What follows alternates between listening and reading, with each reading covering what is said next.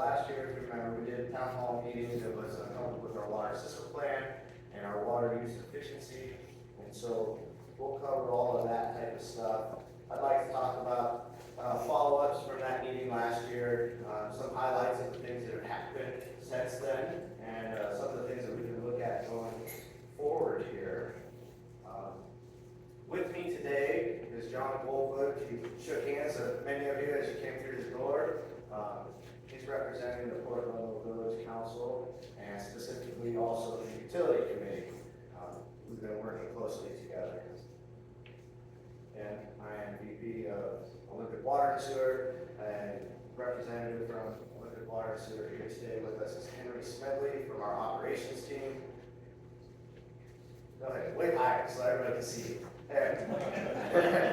And he helped spearhead many of our projects this past year, specifically the lead line inventory. So if we have some questions for him at the end, that will be okay.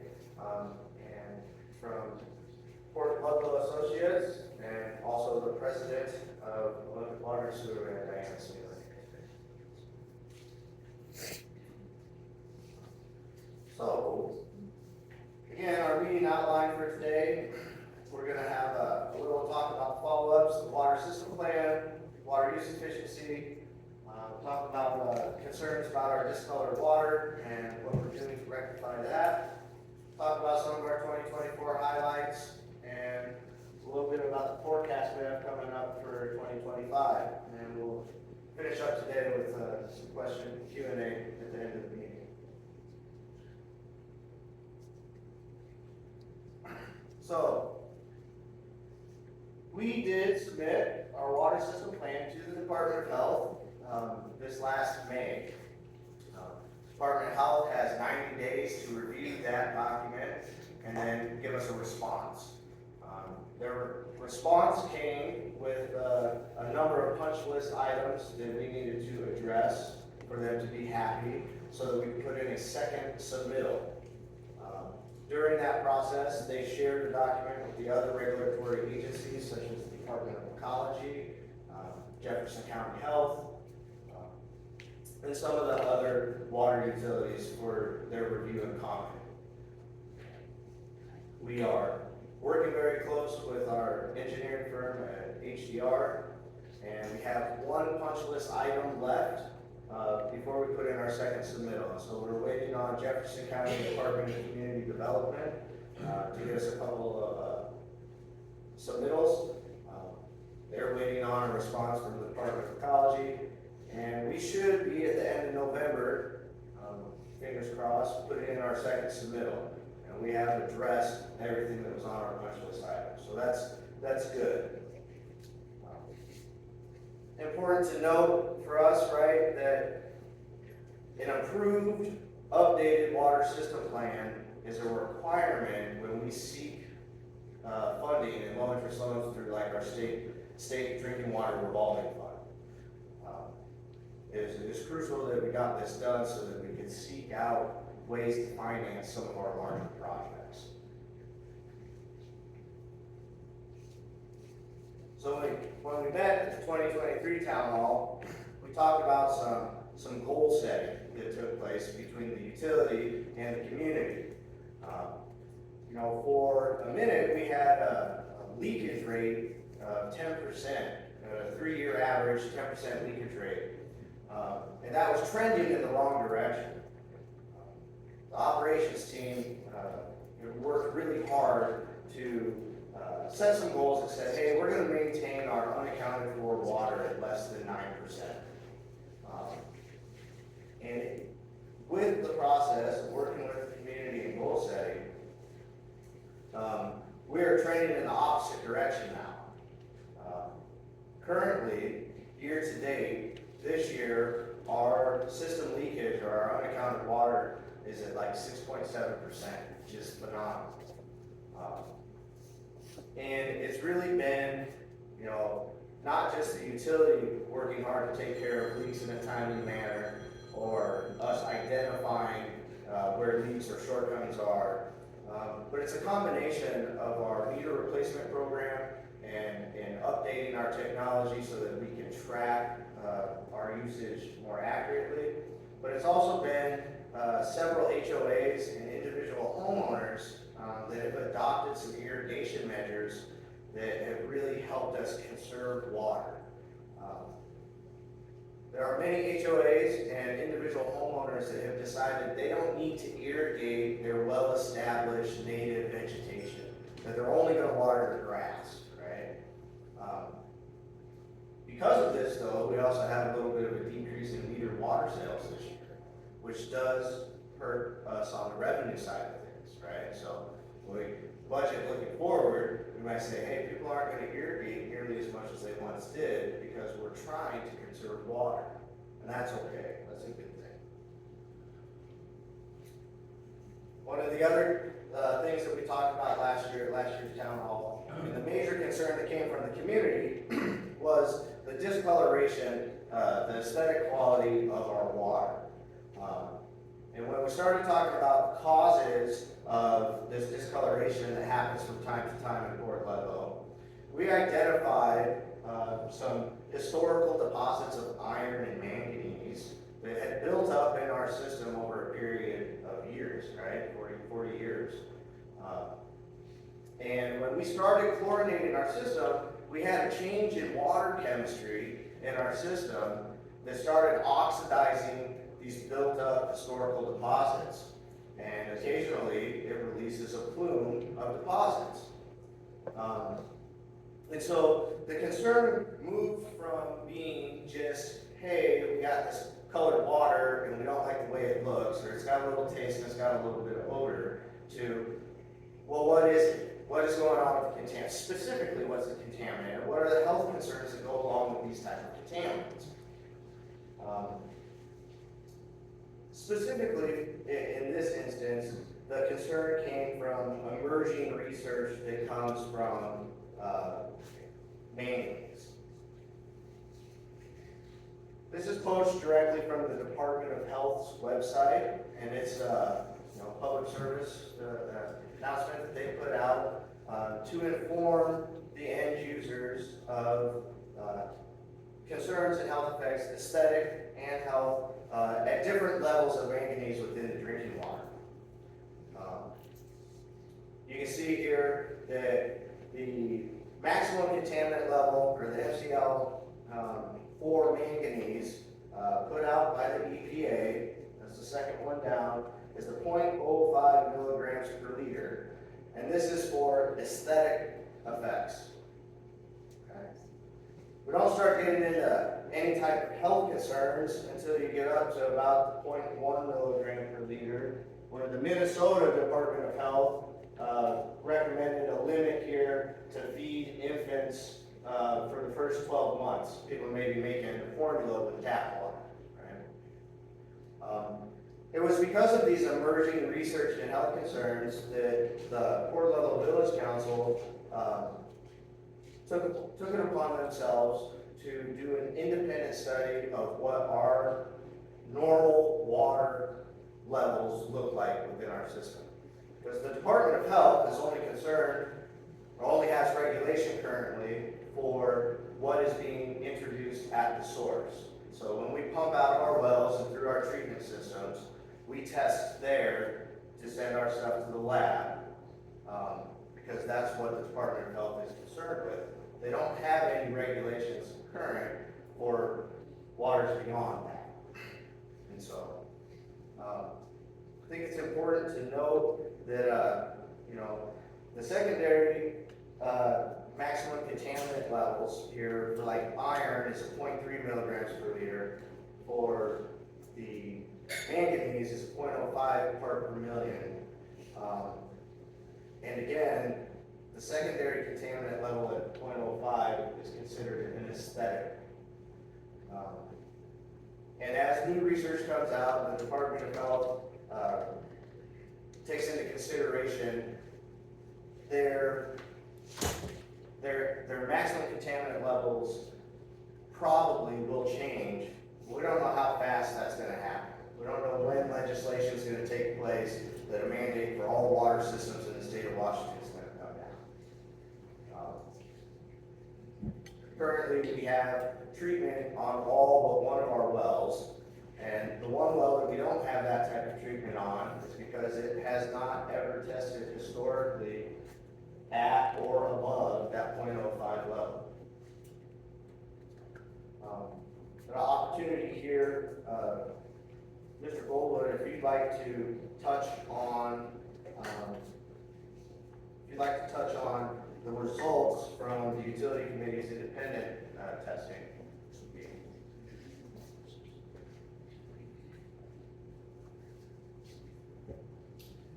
Thanks, Jason. By way of introduction, my name is John Goldwood. I am the current president of Port Level Village Council. I'm also the acting committee chair for the Port Level Village Council Department, or Utilities Committee. I'm so happy to be here. You know, these positions here in the Village Council are highly compensated, and so by agreeing to serve here, I pick up on all of those ancillary benefits of, you know, the jet trips across the country and the luxurious dinners provided by those who won my approval. Not to mention the vacations in really wonderful areas around the world. Oh, wait, sorry. That's the Supreme Court that gets to do that. Sorry, I missed that.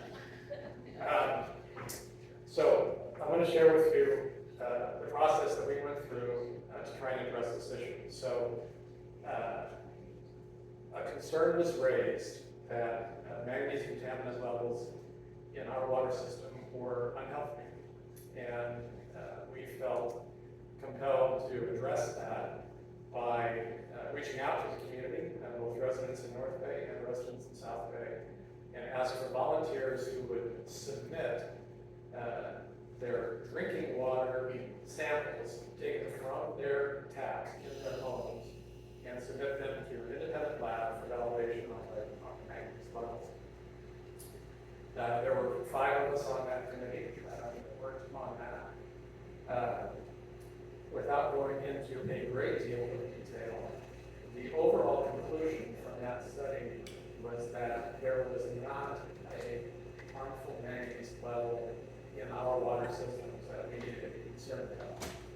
My request to participate here was, from my perspective, we at OWSI kind of raised the issue to begin with. It was one of our members who said, hey, we may have a manganese issue.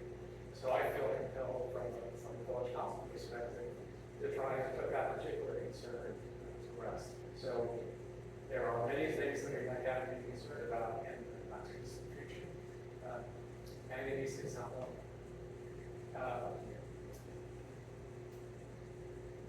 To be clear, that was a majority decision that came from that process. There were some dissenting perspectives on manganese. I'm representing what the majority of the committee concluded and sharing that with all. So thank you for that. Is that good for now? Thanks.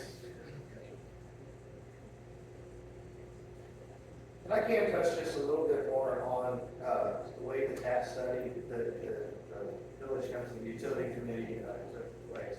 They had volunteers to take the standard just from your tap. This is what it looks like normally, right? And tried to capture some that were like, I'm having a color issue right now, right? And so we could try to capture some of those as well.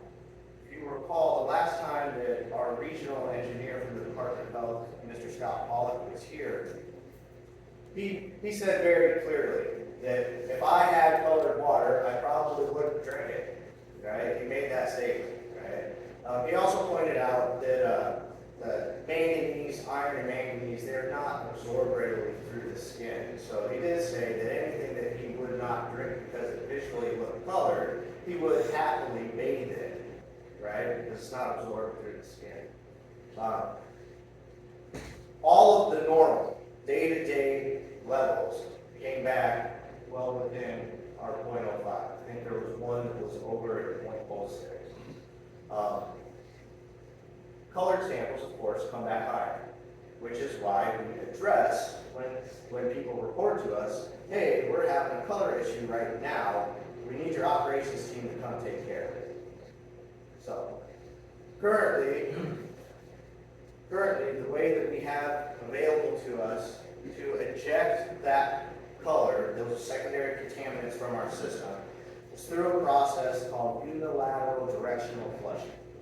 And we do that several times throughout the year in different areas and spot as people report.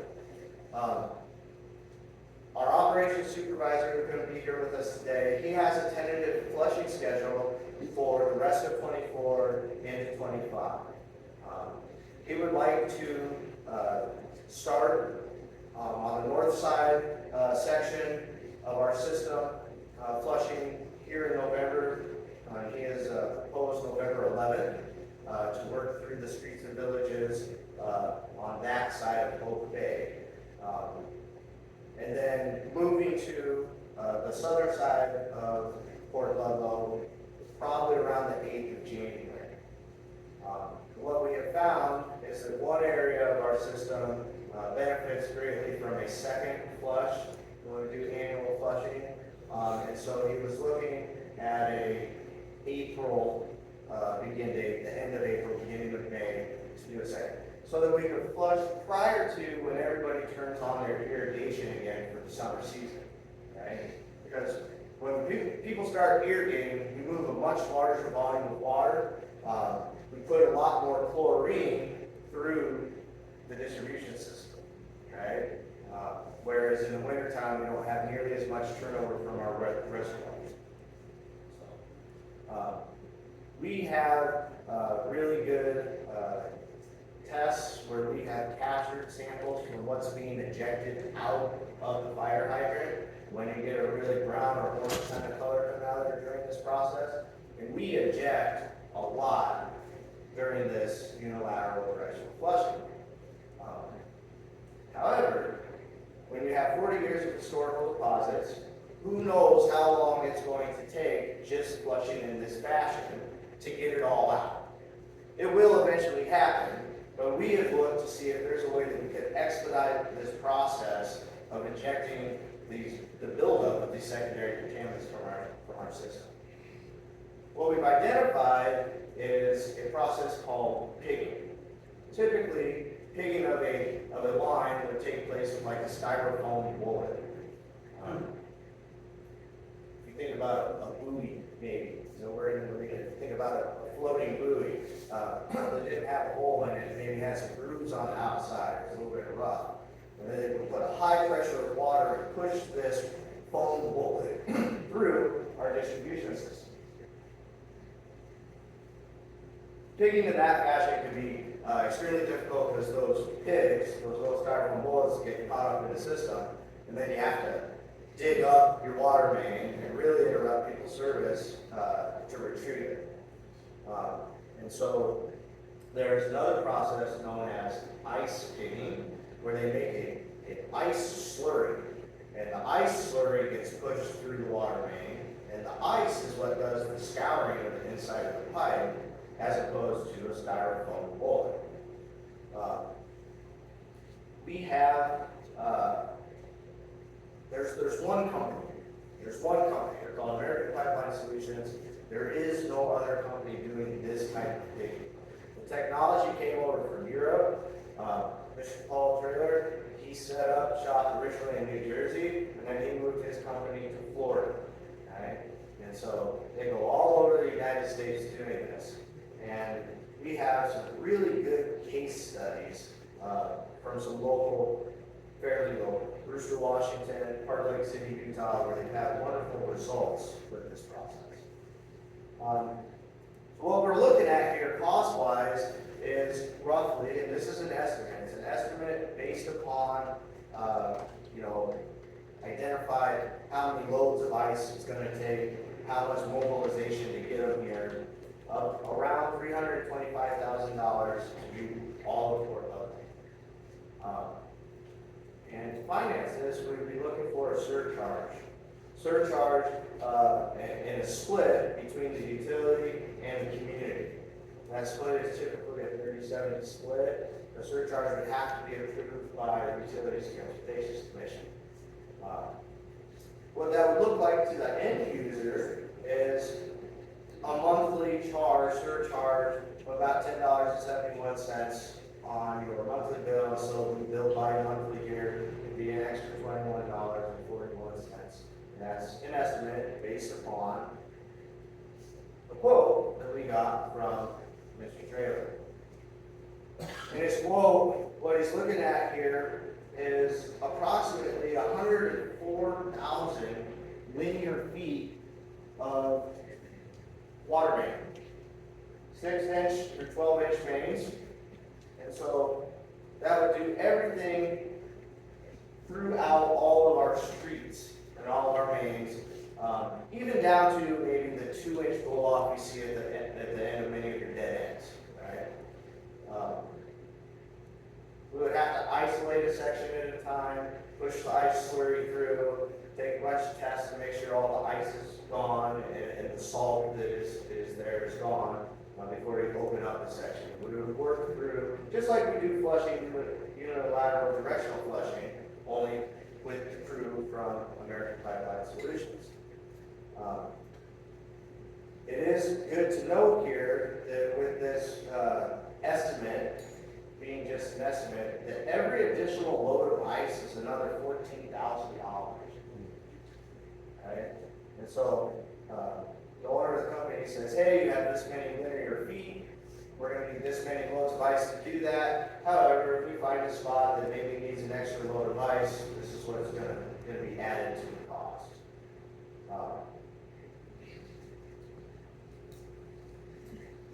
Have a video here, kind of what this would look like when they come to our neighborhood and to our town.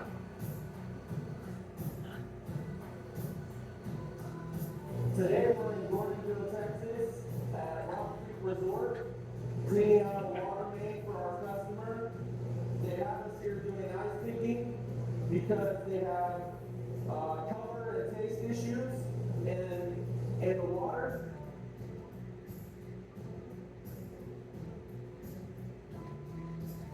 Ice picking is an advanced pipeline cleaning technology where we use an ice slurry to clean out the lines. If you've never heard of ice picking, it's a really great technology to try for pipe cleaning. The ice, being a fluid, is able to conform to different size pipes and bends and shapes that a lot of other technologies aren't able to do in the industry. And this tank is full of 10 tons of ice. And all this ice is going to get pumped into this 2.5-inch hose into the fire hydrant that'll take it down into the main and then out to the discharge point about 3,000 feet away.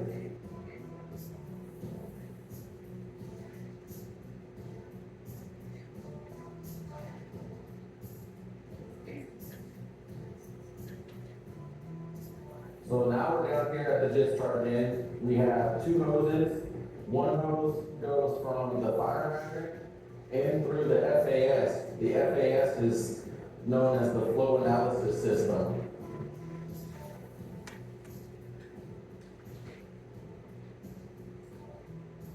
The flow analysis system is going to take a bunch of numbers. It's going to take the flow.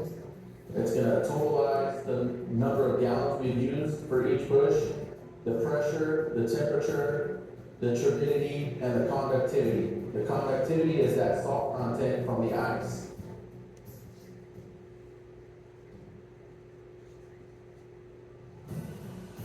So once the water runs through the FAS, it comes out at the other side and then runs through the hose to the discharge point where the displaced water in front of the pig will come out, and we register that so we make sure that when we're done with the ice pigging, that we got all the ice out of the line so we can put the system back to normal.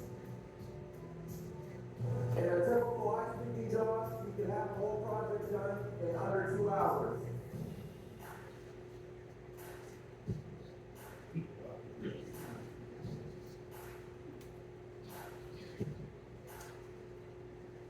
like I said, we had some really good case studies that we looked at from Brewster, Washington. We had a huge apple processing plant over there, and their source waters had a lot of manganese in it. And every time they fired up the apple processor, they moved an extremely large volume of water that created this plume for the rest of the residential customers. Every time they fired up the apple processing, and since they have done this, they haven't had that issue with the residents seeing this plume color every time they process apples. These are some pictures from some of their other jobs, and you can see that how dark and how much sediment comes out in the middle of that run. Okay. So, it's not all said and done. The ink isn't signed on the contract. We still have some logistical hurdles, but this is really what we've been working hard to try to make to come to fruition, so we can expedite the ejection of these historical deposits. I want to make clear that what we're doing now works. It's just slow, and I can say that it works because the independent study, even from the utility committee, said, hey, your typical normal water coming out of your tap tests within the acceptable limits, at least the current acceptable limits, right? Put out by the Department of Health.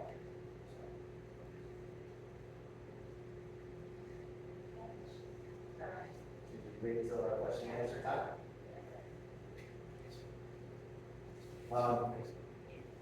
So, yes. Can I interject this? Yeah.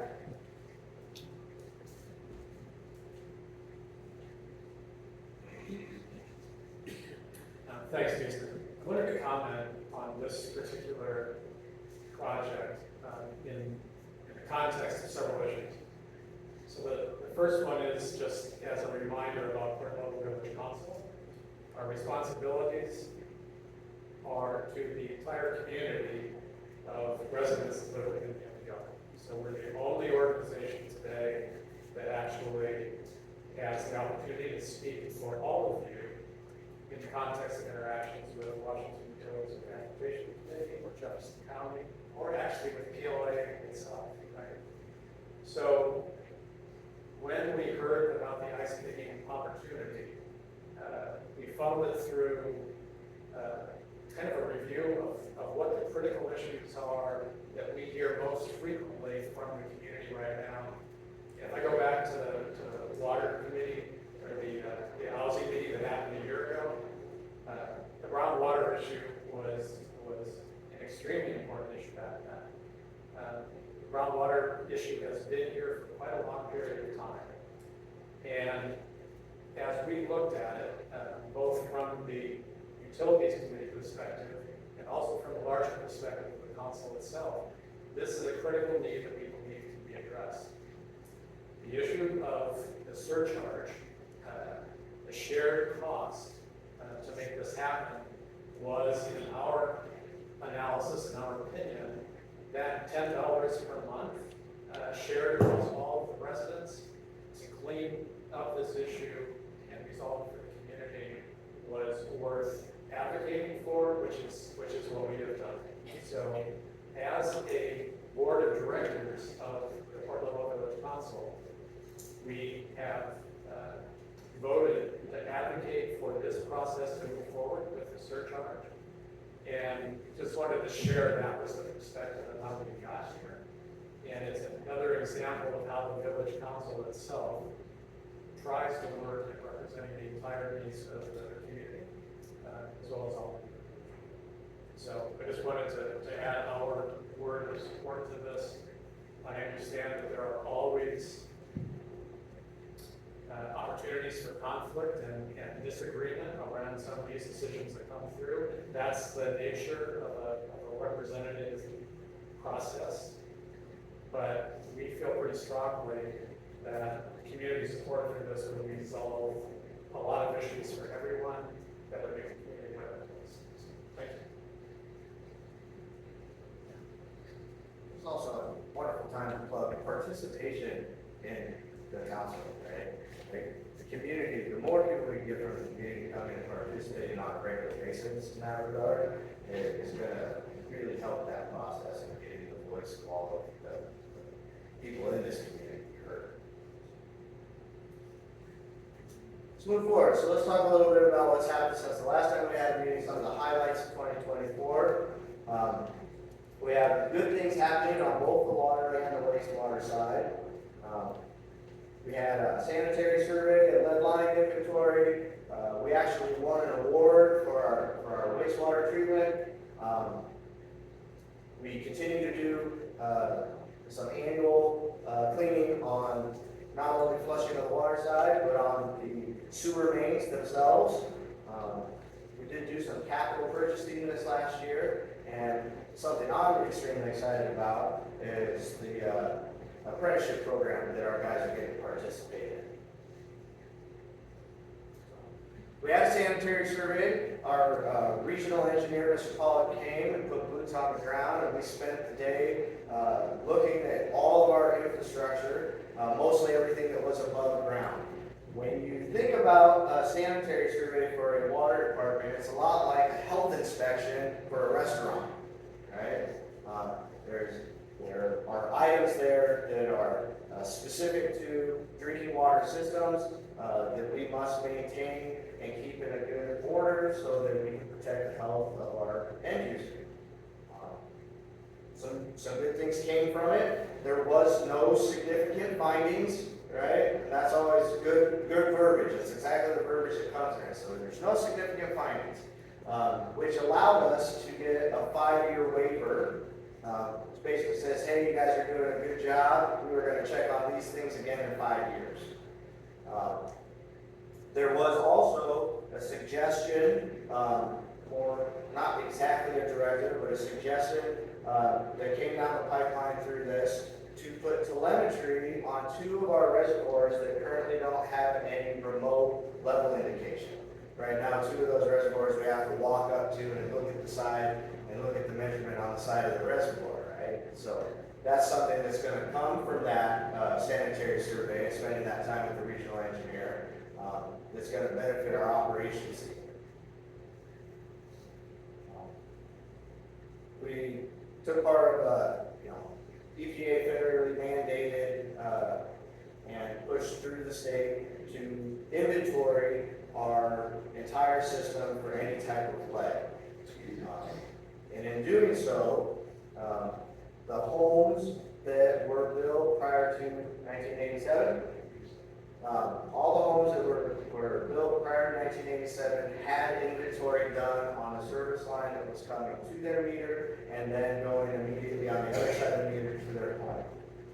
Every one of those homeowners received a letter with the inventory results, and we also took the opportunity in our inventory to do all of the infrastructure, picking up all the old blueprints and construction, itemized construction list of materials.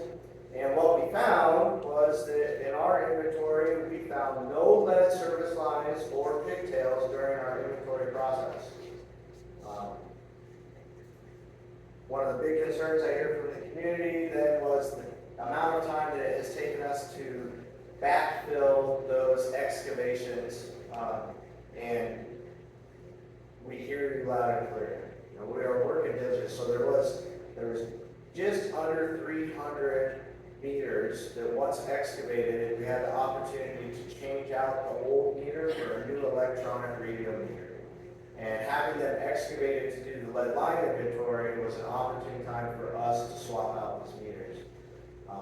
This is part of our ongoing meter replacement program where we are trying to replace every single meter with a new electronic radio read meter.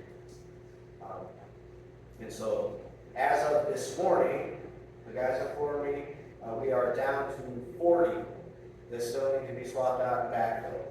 And my crew has assured me that this will be done before we get our first freeze. It'll be done here in the next week. They can do about 10 a day, depending on how many guys we can free up to go dedicate just to this. During that process, not only are they getting a new electronic radio read meter, they get some new so that we can protect the rest of the system. We have some specific questions for us, and Henry was kind enough to come here. He helped put together that inventory and the actual submittal to the Department of Health. On the wastewater side, the OWSI team and the wastewater treatment plant, we earned an outstanding performance award from the Department of Ecology for doing a good job. Historically, they've kind of been intermittent. If you go down to the wastewater treatment plant, which any one of you is welcome to schedule time with me to walk through the wastewater treatment plant, I kind of enjoy giving tours. If you go down to the laboratory at the wastewater treatment plant, what you see there is a bunch of plaques on the wall. What we have is a bunch of different years through some different decades, but what we don't have is a whole lot of years in a row, right? And so our current team, that's one of our goals going forward, is we would like to see outstanding performance award for consecutive years. I had our biggest run there from 21 to 24, and you know, our objective is to beat that run and keep that going. The guys are really on board, and it's always nice to get what I call a wall hanger.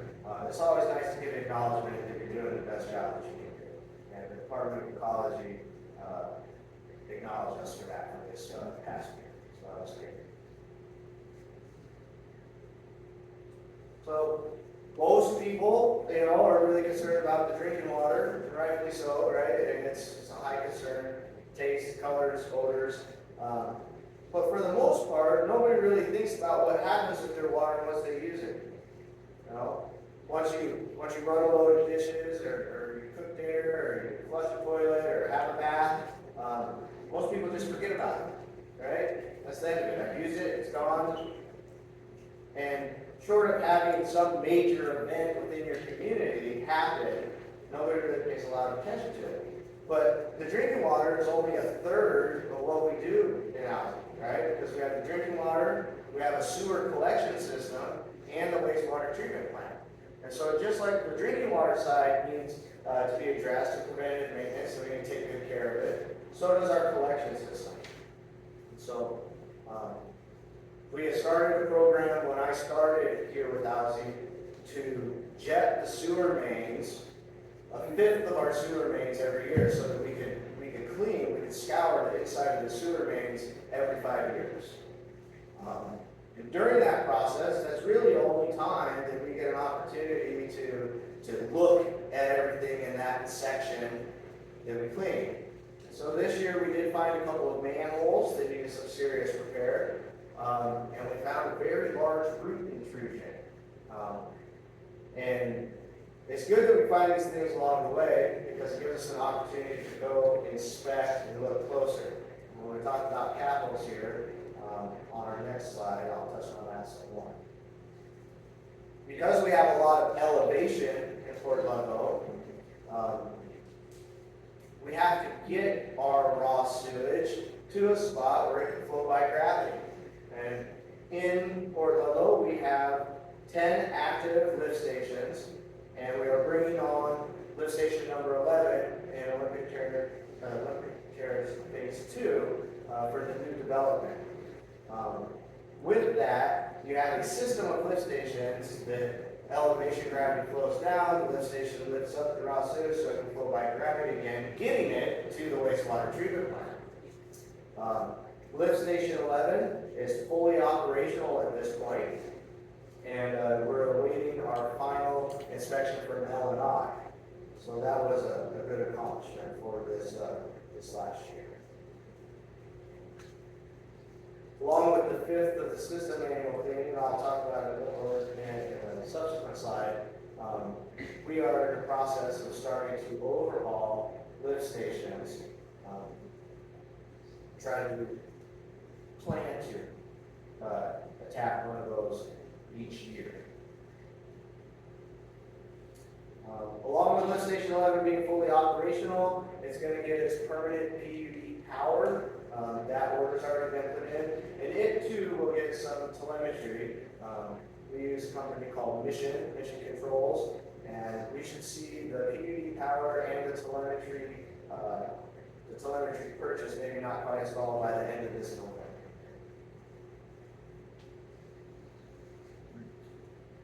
So, we have done some capital spending over 2024. I noticed that there's one thing missing on here. On the water side, we got a new booster pump to have some redundancy to service the people of Walden. We got a new excavator this year, OWSI excavator, along with a triple axle trailer to move it around.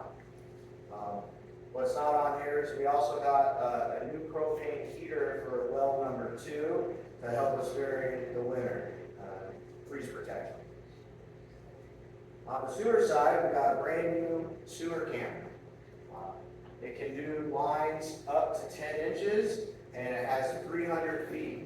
It's Bluetooth capable that allows us to record video on our phone and record audio for what we see. And ideally, we would do a fifth of our system a year along with our sewer main cleaning, right? So that we can get a TV camera of our entire system. I don't know if we have the staff for that. But what we can do is when we do have our cleaning and we identify, hey, I got a broken manhole, or I have a root intrusion, or somebody has a blockage between their home and the manhole, we can go out and we can camera now in-house. We don't have to go out and contract with someone to come video for us.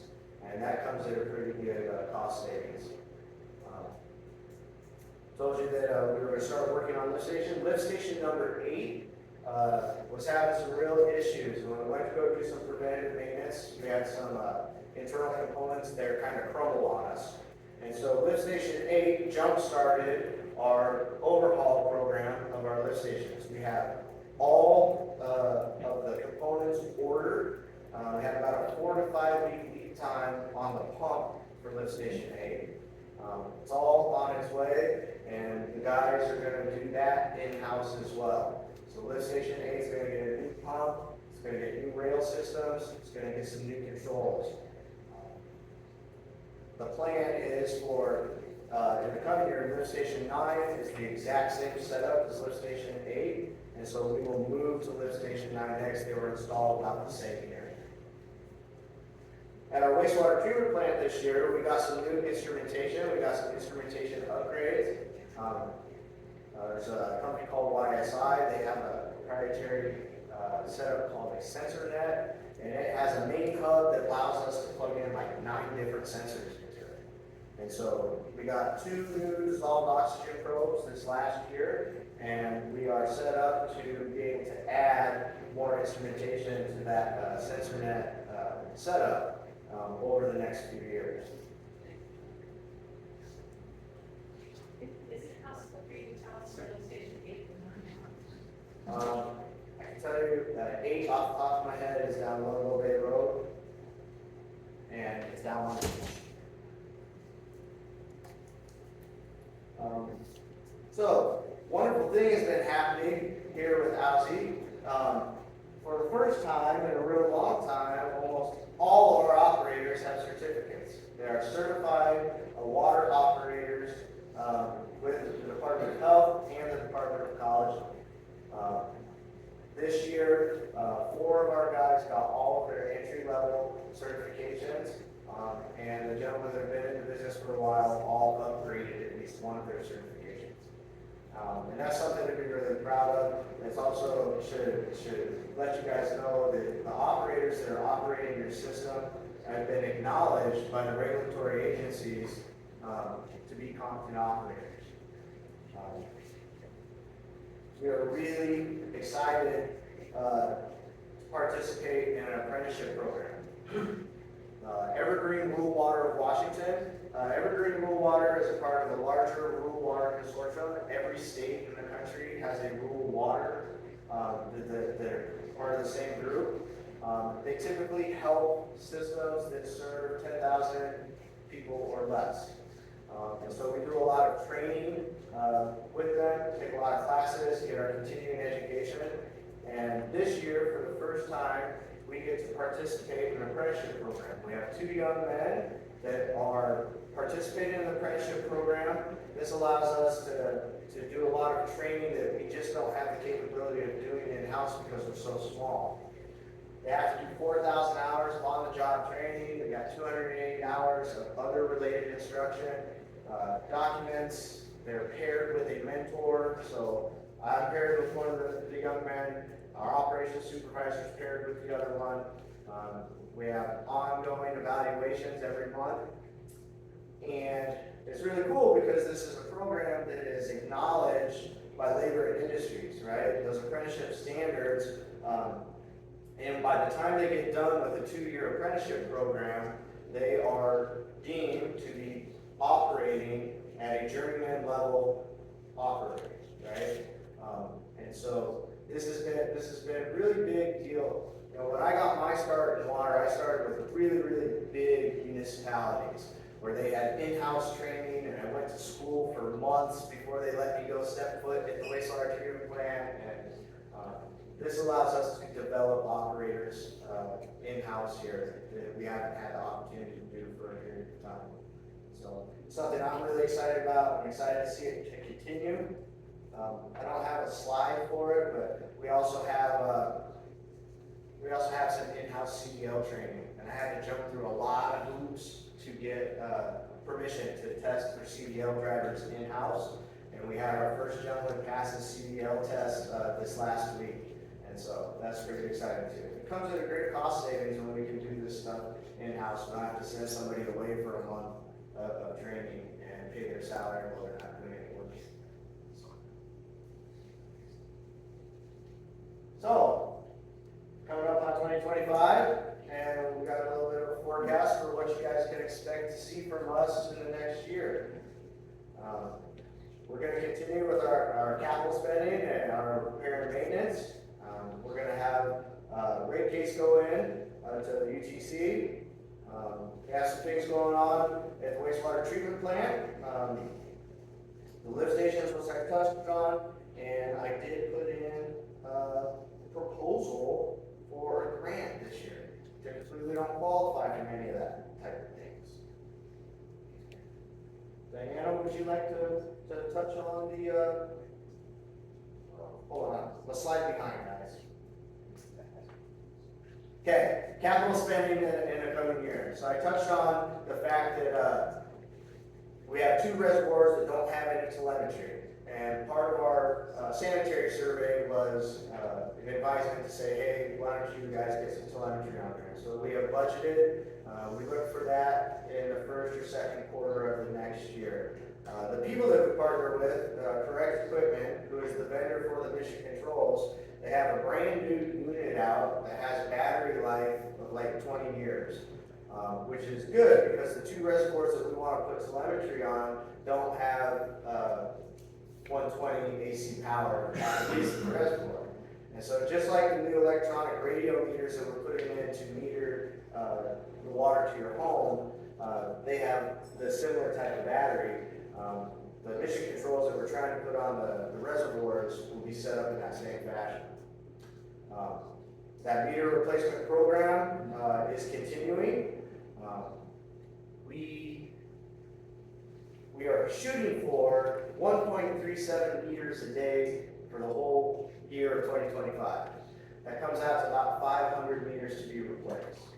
Those meters come at a cost of about $300 a meter, right? So our meter replacement program says you're going to replace meters every year until they're all replaced. They have a 20-ish year battery life, and when you get done replacing the last one, you're going to start thinking about replacing the first one you put in. And so currently we have a little over 500 electronic radio meters in. That's not right, Henry, you read it last time. No? About 500 in, and that's of our almost 1,800 connections. So we got some work to do in that regard, and it's something that's going to continue year after year until we get them all replaced. During this process of talking about ice making and looking at infrastructure, we know that we have some fire hydrants in our system that are initially installed in the 60s and 70s. And we cannot buy like rebuild kits for anything. If it was built and installed in the 80s, they don't want to sell us a kit to rebuild it, right? They want to sell us a new hydrant. And so just like we are trying to do a lift station, we're going to try to replace a few fire hydrants every year, trying to replace these really old fire hydrants. That's good for fire protection, it's good for flushing, it's just good practice as a utility. On the sewer side, like I said, when we're done with lift station 8, we're going to start planning on doing lift station 9. And hopefully, you know, as our lift stations go, of the 10 active lift stations currently, 3 of them are really large. We'll probably have to call someone in to help rehab those. We don't have the crew, we can't free up the time. It's a much larger project. But the other 7 are things we can do in-house. And so if we can pluck away one a year, we'd be doing pretty good. So that's the plan. Talked about some of the instrumentation that we got this past year at the wastewater treatment plant. That's going to continue as well. We need some flow meters, we need some more sensors, we need a new mixer, and the valves, slowly as the valves get old and tired, they get replaced along the way too. So we're going to continue to spend in that regard. You know, our wastewater treatment plant had an upgrade in 1989, and then had an upgrade again in 2011. Not as comprehensive, but some of the stuff that was upgraded and put in 1989, it needs a little bit of love, particularly our headworks. And so we're going to have some planning this year to address some of the aging infrastructure down there. I actually met with a company called Motion. They put boots on the ground with me yesterday, and they're going to come back with a detailed team to put together a package to overhaul our drip collector. So I look forward to working with some outside sources to see that come to fruition. And when we talk about spending at our wastewater treatment plant, there's nothing at the wastewater treatment plant that's cheap. We had a comprehensive engineering report with BHC Consultants, and they said to overhaul our entire plant to new best technology and best treatment techniques would be $15 million. Okay? And so when we talk about surcharging a $300,000 project for ice picking, you can imagine what surcharging for a $15 million upgrade is your wastewater treatment plant. But it's where all of your wastewater goes. Right? So if we take that and we break that down into 5 projects, we're still talking about 5 $3 million projects. Right? So we're going to have to work close together to come up with some financing options. On the wastewater side, we don't have access to grants, and there's no revolving fund for the wastewater side like there is on the drinking water side for low interest loans. So we're going to have to get creative. We're going to have to work together, the community and the utility, to see some of these larger projects take place down here. Okay. UTC.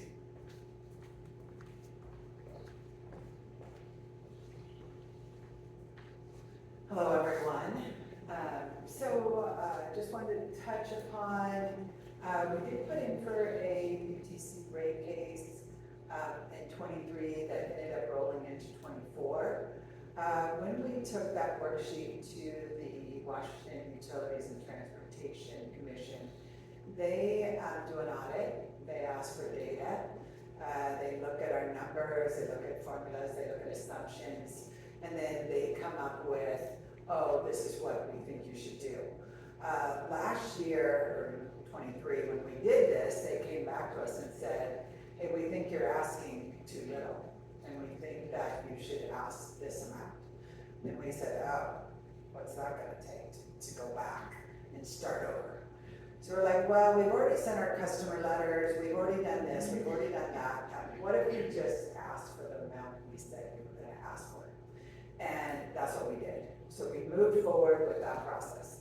So now we're a year later, and we are going to put in for another rate case. There has been some changes, my understanding is, and there's no given on what the UTC ETC will do or what the audit will show.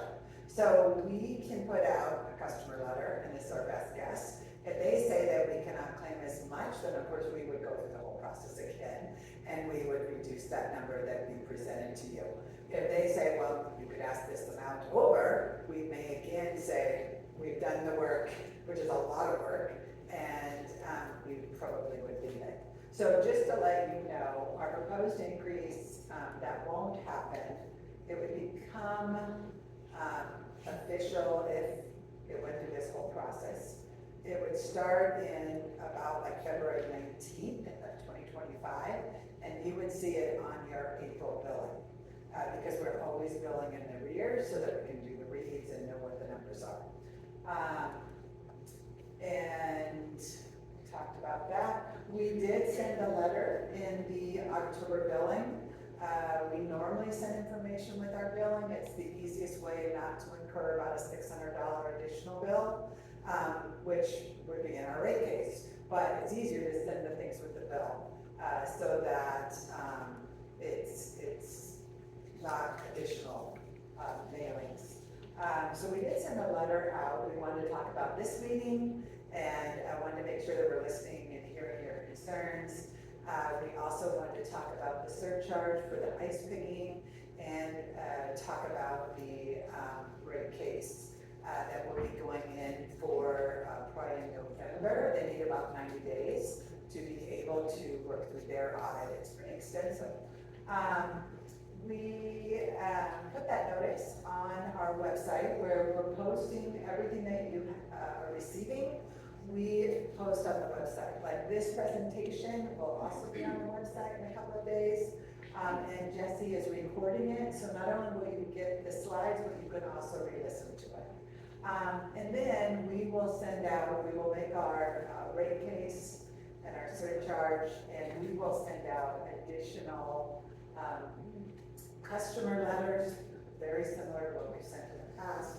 Gives you a breakdown of what's our base rate, we have 3 different tiers that we bill on, so it'll give you a breakdown of the tiers. It will give you an example of, if you used 1,000 cubic feet, what would that look like? So it'll try to give you information. We'll also, of course, post that on our website. We can post our UTC letter on there too. It's just more formal, exactly like yours, but just a little more formal because it's going to the commissioners of the Washington Utilities and Transportation Commission. And then, of course, the questions we've been working with John and the Utility Committee, and we'll continue to do with that. We have started to put a quarterly update into the voice. Trying to communicate better. Sometimes we think we communicate well, but as we all know, we can all communicate better. So trying to do a better job with that. And I do know that Jason and his team are very responsive. If somebody calls and, going out and visiting that person and giving some follow-up. And so, if you do have a question, please pick up the phone or send it to the email address. Those are on your bill, those are on the website, that information is there. As well as if it's after hours, we do have an emergency phone service that you call, and then we have whatever technician is on call. The emergency service calls that first person, but worst case or best case, finally we'll get to Jason if nobody has answered before then, for whatever reason. But that's available too, 24 hours roughly, because we know things don't always happen 8 to 5. Anyway, so I'm sure we will take questions at the end. I'm going to have a mic. I wear hearing aids, so it's hard for me to hear if we don't use the mic. So I appreciate it if you would let me come around and give you a mic during questions. And I think Jason's just going to wrap up. Thank you. So I got a couple more slides here. Talked a little bit already about the wastewater treatment plant and the lift stations, and what our plan going forward is there. I would like to note that, we have a biosolids program where we partner with Rainier to dispose of our biosolids on their forestry.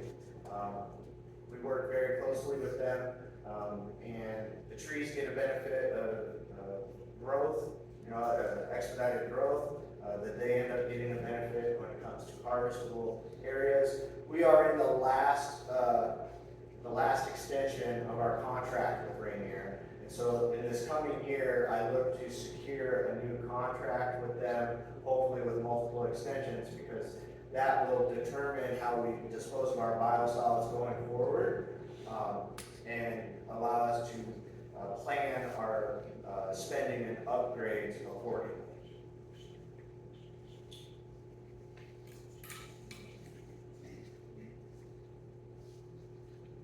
Okay, so I talked about these large numbers of what it really costs to have a wastewater treatment plant and what those projects look like, and let you know that, hey, we don't have a whole lot of avenues outside, like you might if you were having a state revolving fund like for the drinking water. So very, very seldomly do we qualify for a program. Well, with Jesse's help, we identified a program through the Department of Health and their estuary program. We're taking shellfish grant proposals to help reclassify shellfish, harvestable shellfish areas. And here, we're shut down between the pollution that comes from the marina and the pollution that comes from the wastewater treatment plant. And right outside of us, as you go towards Port Townsend, there's an area that's shut down for biotoxins. What we found was that we could have some upgrades at our plant that would help protect what is available. Particularly, the first harvestable area is right around the corner on Talia Shore. Right? So if somebody was leaving the marina, they were going out. We also pay for our damage done to the gooey duck harvest. Part of our Department of Natural Resources, our outfall lease, we pay reparations for the damage that we do to what could be a gooey duck harvest right out here, right? So we submitted this proposal. There's about $5.3 million available. They could give up to $700,000 for a project. And part of those infrastructure upgrades that are needed in our headworks is what I targeted in the proposal. And we should know by mid-January whether we are going to be granted some money or not. So that could be a good start to kicking off some capital spending that needs to be done down in the wastewater treatment plant. So, fingers crossed, everybody, fingers crossed. If you have any ideas for future grants or ways to finance or programs that I'm not privy to, I'm not a grant writer, right? It was a very arduous process for me, not being a grant writer, to try to put together this proposal, right? We have a slew of people with different backgrounds in our community that might be able to help with such a thing, participating through the utility committee, PLVC, contacting me direct. If you are aware of any other type of grants or things that you think we might qualify for, then as a community, we can try to go after those ones. That would be very helpful and greatly appreciated. Okay, we're gonna start our Q&A portion. I know everybody's got questions, so like Diana said, she does wear hearing aids. If you can speak loudly, if you can use the microphone. If there's something that I can't answer on the fly, that I can go do some research for and come back to you, we'll do that too. And Jess, what do you think of our handhelds? Hi, my name's Kay, I'm a new resident, and I have 4 questions, but I'll be yes or no. So the first one, the 17.5%, is that on the total end bill, including the base rate, or is it just on the water usage portion of the bill? So when you see your letter, what you're going to get is a breakdown for the base rate and the different tiers, and those percentages kind of, that 17.5 is a total, what would be realized in revenues. And it's water only? Water only. Okay, yes. Then my other question is, can you just confirm that every meter, every yard of water line is flushed? Every, you do every line? So annually, since I've been working here, annually, we have flushed every water main. Okay. And so that's the main line in the street, and if it's a dead end, it's out through the 2-inch blow off, we call them blow off, is at the end of the dead end. And since I've been here for over 3 years, not just over 3 years now, we have done this annually. Some portions get done twice a year. But what's outside of the mains? So, yeah, okay, so outside of the main, right? From the main line, we have what's called a corporation stop. Then there's a service line to the meter, and then from the meter, there's a service line to your home. And those smaller lines, they don't get flushed in the same way the main line does, because the main line gets flushed through the fire hydrant or the blow off at the end of the street. And so that's all we can do. If we were to undertake the ice picket project, it's only going to be able to do those 4, 6, 8, 12-inch lines as well. Okay, so that was actually my next article, that ice picking will follow the same process. Correct. Can you just confirm that the surcharge will just be 6 times and then it ends? So the surcharge for the ice picking would be a 1 year, is what we would ask for. Pay it all off in 1 year. Kind of, and And it could end earlier or be one extra one depending on the final cost. But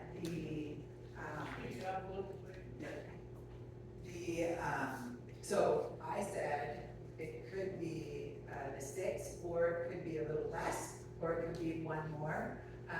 We're doing the surcharge 1 year because it happens all at once. So as soon as we sign this contract to get them to come in, we hope June, we have to pay like $70,000 upfront.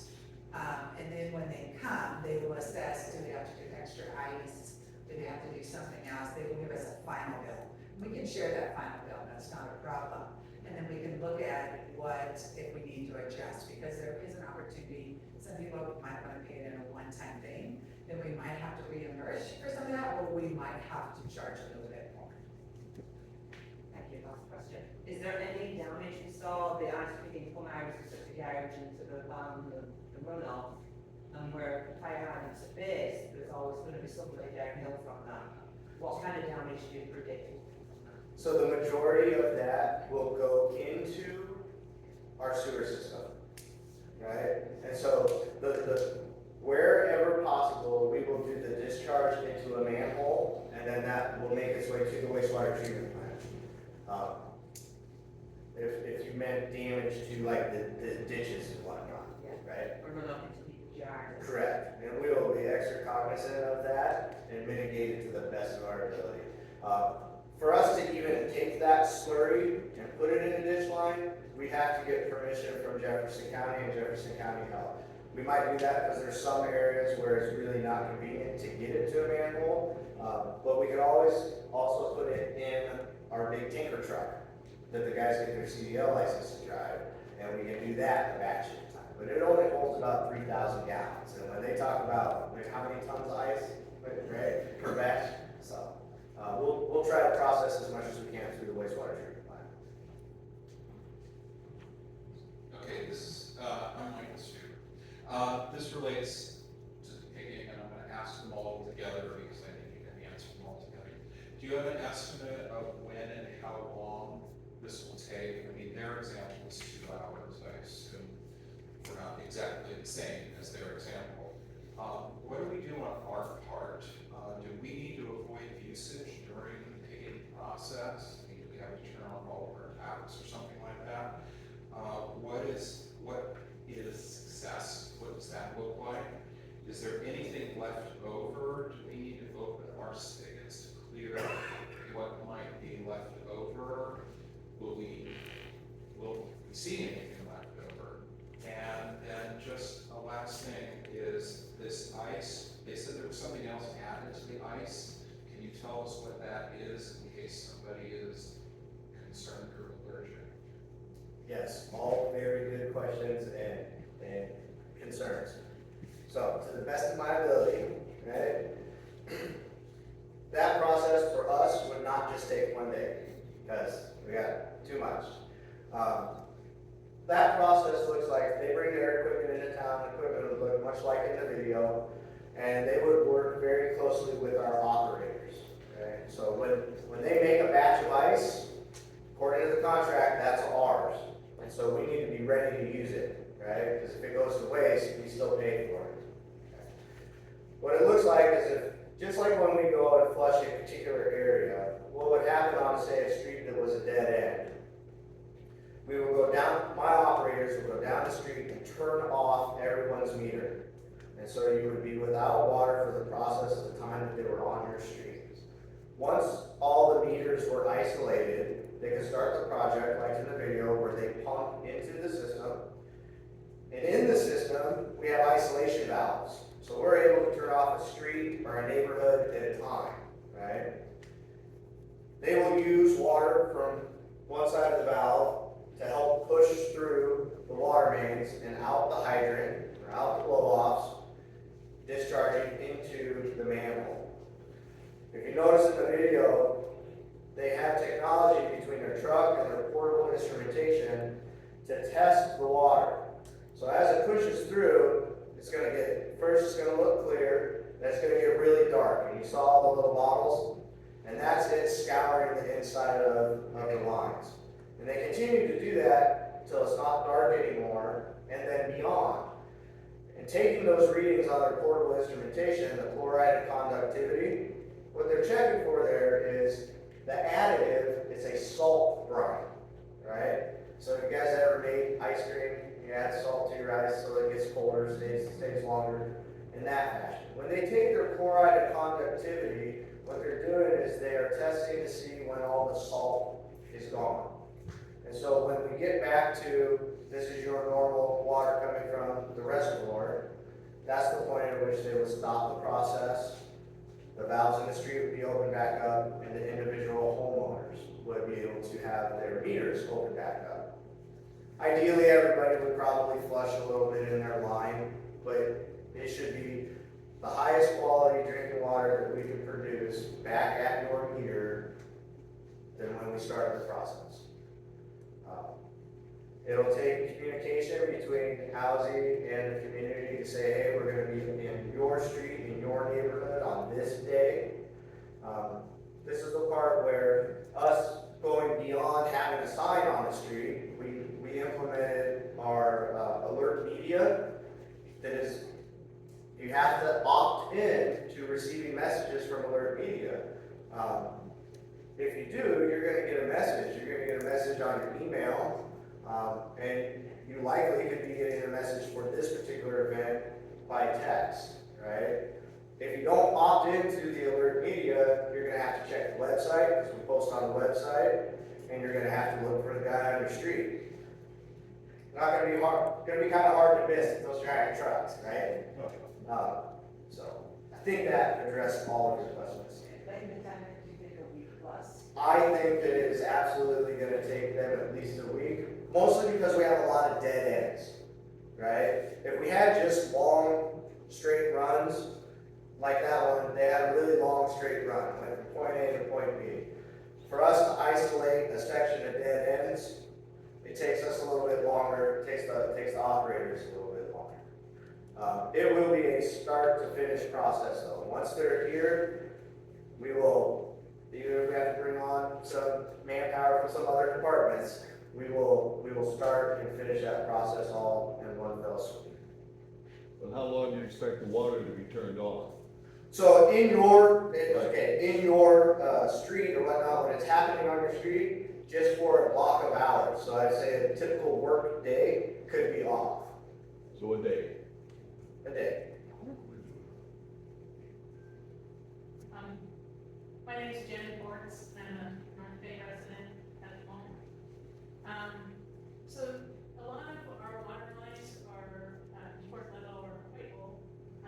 And so I noted in the estimate that it said that the estimate could be revised following filter inspection of the system. Do you anticipate that the lines that we have that are 50 years old, give or take, that will be the problem? Do you anticipate that they will possibly have to increase that figure of 350,000? So I think when you look at that, it specifies AC lines, the asbestos cement lines, those are the older ones. Everything that has been put in recently is CPVC, C900, PVC lines. So we have a combination. We do have the older ones. The nice part about this type of process is it's going to, in my opinion, it's going to extend the life expectancy of some of our older lines by scouring it. Using the ice instead of a styrofoam pig is gentler on our infrastructure, right? And so the odds of something getting caught in there and causing more damage are greatly reduced by using the ice slurry. So no, I don't anticipate extra cost. What I might say is there might be a section where he says, hey, we're gonna run another load of ice through this because we can get it better.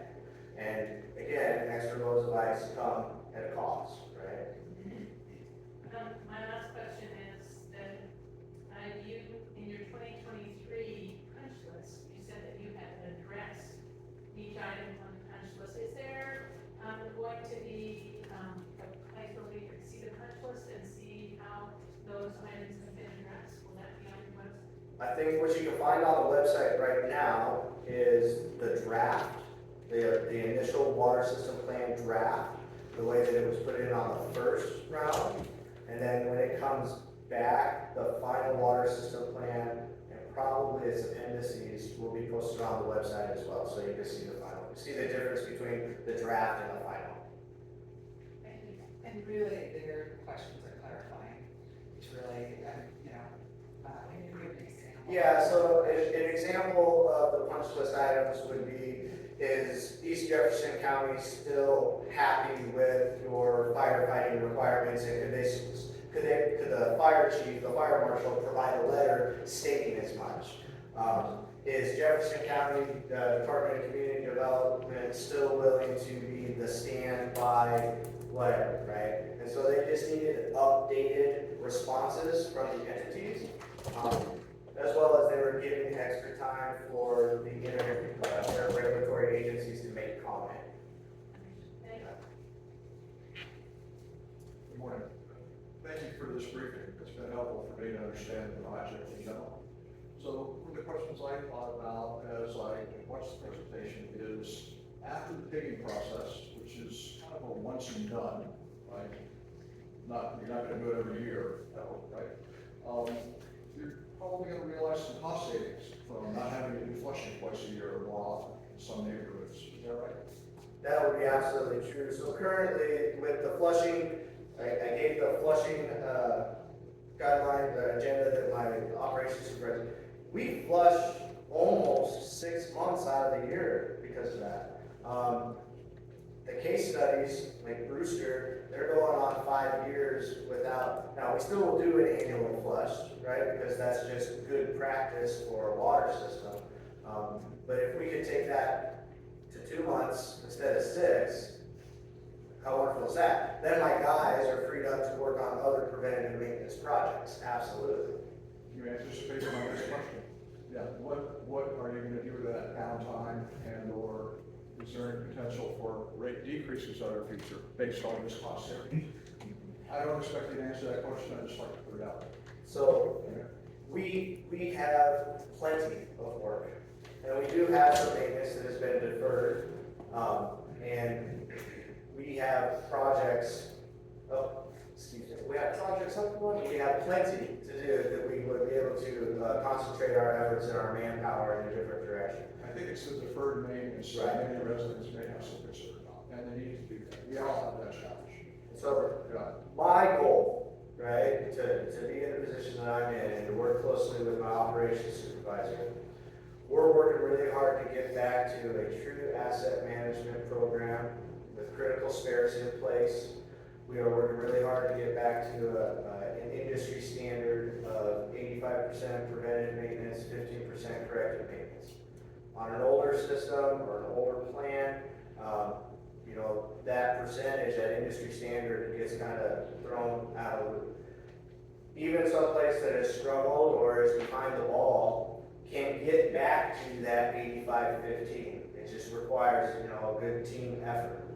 And that's our goal. right? Our goal is to get back to maintaining our system to an industry standard. And final question had to do with shellfish. So, grant available, if that were to come available to OWSI for implementation, does that imply, grants are never 100% in my experience, right? So if that were to be implemented, does that mean we might see an additional surcharge for sewer upgrades as part of this grant process? Not as part of the grant process. So if the grant went through, that would be grant money from the Department of Health for this estuary program. If we were to get a full 700,000, that project, the stipulations of the grant is to have that project completed in a 2-year timeline. And so what you would have is you had expedited engineering and stuff would start immediately. We've done a lot of that work already. And what we would get would be that in that 2-year timeline, we would get an overhaul of our raw effluent pumping station and a relocation of our disinfection, which would be the first real good start at other projects. The other projects, finding financing for them, they could come with some sort of, rightly would come with, you know, if I do a $3 million project, we're gonna have to surcharge the project, right? One way or another, these upgrades for our wastewater treatment plant are gonna come to fruition one way or another. What we don't want them to do is we don't want them to come by way of a catastrophic failure, right? We want to do it because it's been planned, and we have a plan, and we're implementing that. Again, we need the community to understand the dollar figures that are associated with such projects. Have a wastewater treatment plant, right? Nothing about having a wastewater treatment plant is cheap. At the same time, nobody has to worry about servicing their septic tank. These are mission critical, common good services that we all depend upon for our communities. Absolutely. Well, we take for granted in America, right? Not here.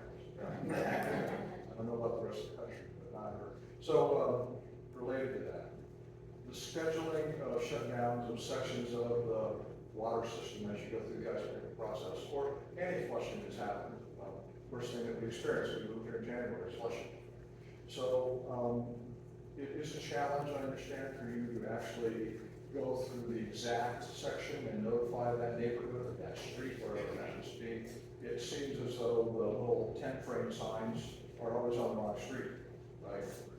Until Lake Village, for example. So I'm asking you, please, help us understand how we can plan, because you're gonna do this pigging in June, if everything works well. Late summer, early fall, yeah. When everybody's here.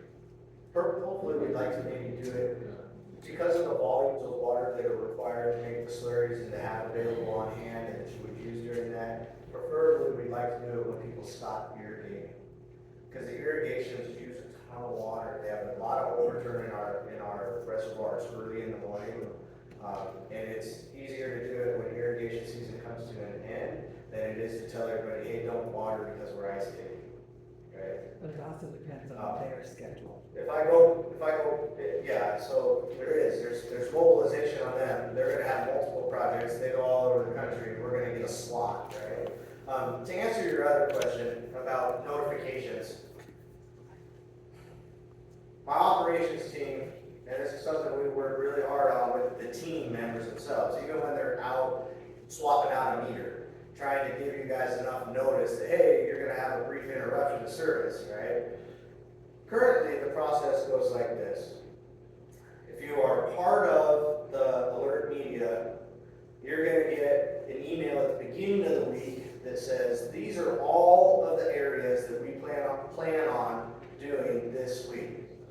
That same list gets posted on our website. It says, this week we are working in these areas. Then, my operations supervisor or myself, the day of, will send another notification on the alert media that says, we are specifically gonna be here today. Right? Now that schedule, we can only predict so much. Sometimes it takes longer than others to get through one spot or another. When it comes to the signage, if you have signage, typically, let's say I'm working in a neighborhood. Many of our neighborhoods have like 2 points of access into the neighborhood. what you would see is you would see an A-frame sign at those 2 points of exit or egress to the neighborhood. Then maybe the guys sitting in front of the hydrant, even if they got a little cone or something, would say, hey, I happen to be in front of your home. Not everybody has a hydrant right in front of their home, right? And if you're not going to the store, right, or if you're not leaving home that day, you might not see the A-frame. But if you are checking the website during scheduled flushing, and you have signed up for the alert media, you're gonna get something that morning. Thank you. And last question, for those lot owners, homeowners that are concerned, for whatever reason, about the manganese levels in their homes, at their tap, what might they do to filter that out or protect themselves? Especially those with children. Sure, especially those children. So, even our regional engineer, when he was here, was talking about that and whatnot. Every homeowner is welcome or capable of putting a whole home filtration unit on their home, right? If you have concerns, or if you have, little ones, the cost of putting a whole home filtration system in is probably well worth it. It does have some ongoing costs, the changing of a cartridge or a filter, and they can be very simple, or they can be quite elaborate. You have the initial one-time purchase price, and if you're not a handy plumber, you got some installation costs to go along. I have iron in my home. I have a well. I have iron in my home that in the yard hydrant, it comes out orange. It's beyond the MCL for the Department of Health in my well. I have a filtration system in my home. I have another filtration on the water that produces the ice in my refrigerator, right? As a water professional, and out of an abundance of caution, I change mine for my filter quarterly, okay? And so, could I change it twice a year? Probably, but it's a filter, it's a consumable product. So, as an individual homeowner, you certainly have some ways to go about making what is already a high quality water even better for your home. Jason, let me just interject for a moment. I wasn't sure about your question. So if you are a homeowner, or if you know a homeowner that has a concern about their water and they haven't been tested already, Alan, what was that cost per person for manganese test? So for $30, they can take a sample from their tap at their home. The lab is just on the other side of the bridge. It's literally from our home, at least. I think it was about a 20-minute drive to the lab. You can drop that sample off, give them your email, and they'll send a response back to you of what the actual manganese levels were in your home. That's what we use in the draft process to try and understand what the manganese impacts were here. So 2 questions. One, if you have a concern, you can get it tested for $30, and many of our samples came back with 0, right? So if you come back with 0, you have no concern. I appreciate the whole water, the whole house filtration system. That's not an inexpensive solution, right? So if I'm a homeowner, I'm gonna check first to see if I got an issue. If I do have an issue, then I'm gonna try and look for other solutions to it from a filtration perspective. Thank you. Go ahead, Alan. I'm Alan Kiesler, I ran the testing program.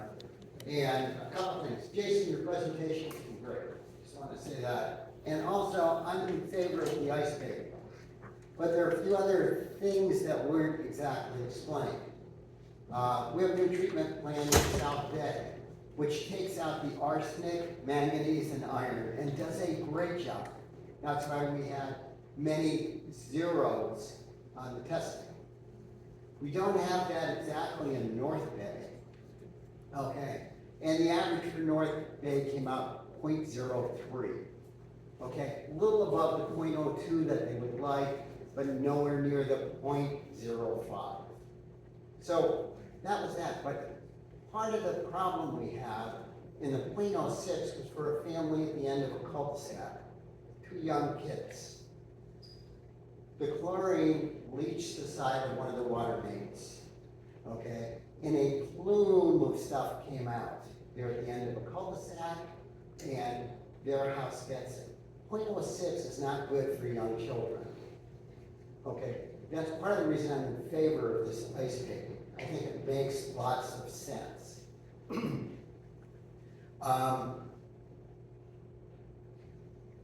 Once the mains and everything have been cleaned, we shouldn't have these plumes coming out any longer.